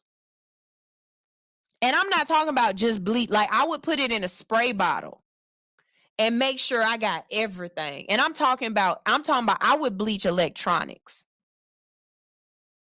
Do you know how oh my God, this is the most disrespectful shit I've ever heard in my life. And for you to ask, are you the asshole? You absolutely positively know you are not the asshole. If anything, this should be under malicious compliance. Meaning you were so egregious that the way I responded to this needed to be malicious. Oh my God, there's no way in hell. This is utterly ridiculous. Utterly ridiculous. Utterly ridiculous. Y'all, that's my show. I got to get out of here. This is All Hustle, No Fear. Like I said, I need you to make sure you tune in on Wednesday. We will have Mr. David Rumber in the building. He's going to be talking about his run for Georgia Agricultural Commissioner. I want to speak up and say thank you to Sheba, the Green Thumb Diva. She had him on her show first. That was on Friday. And unfortunately, she only had an hour, which was not enough time for this man to really get a chance to talk about what his platform stands for and what he wants to do for the people of Georgia. Not Atlanta, not Fulton County, not Cobb, but for the whole state of Georgia is what he's running for, okay? So it doesn't matter if you're listening to me in Macon, this is about you too. Okay. If you hear my voice, if you're hearing me and you are running for any seat or any position in Georgia and you want to come talk to us as well, please let me know. Jump in my DM, jump on my email. All of my information is in my bio, and we definitely will have you on the show as well. I know Tuesday is coming up very soon, but I got spots. We'll make this work. What's up? What's up? This is about y'all. I've actually had somebody hit me up in my DM and tell me, hey, look, I saw that video you posted. I like what he was saying. I like where he was coming from. So therefore, I had to vote today. Not I had to vote, but I went to vote today. And when I voted, that's who I voted for. I saw him on the ballot. I remember you talking to him. And so that's why I voted for him. Please believe my voice can help. Okay, my platform will help. Votes are won. He said it. I asked him. The last election, it was won by less than 1 million votes. Y'all, we talking about for the whole state of Georgia. Your vote counts. Your vote is important. Your voice needs to be heard. whether you are running or voting, your voice needs to be heard. All right. So we can talk fun, we can talk fuckery, but when it comes down to it, I am for the community. I'm an adult.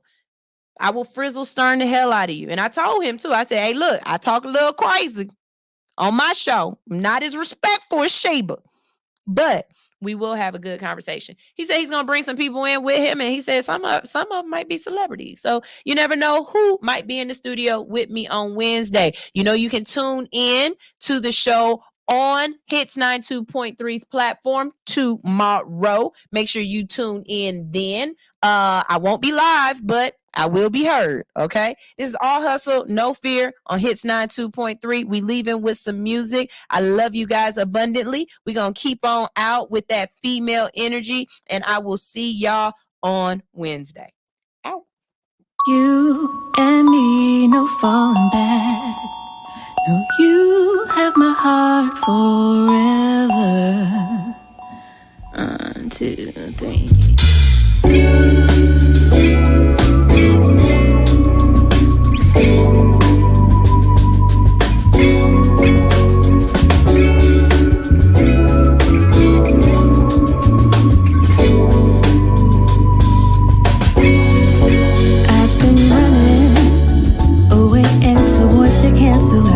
Still here, me asking where to go, you never go. You're still here. You hold me down and lift me up again and again.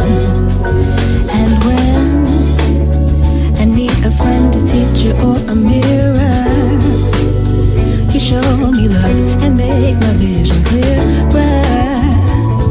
You speak life into my soul again and again. You and me, no falling back. No, you have my heart forever. You have me, I got your back.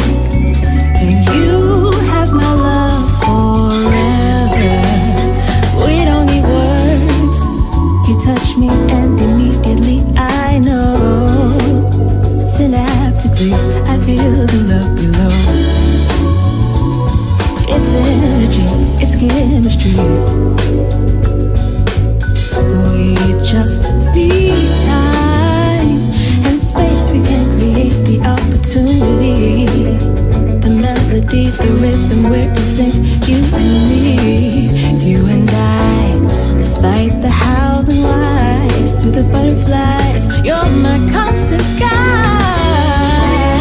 And me, no falling back. No, you have my heart forever. You have me, I got your back. And you have my love forever.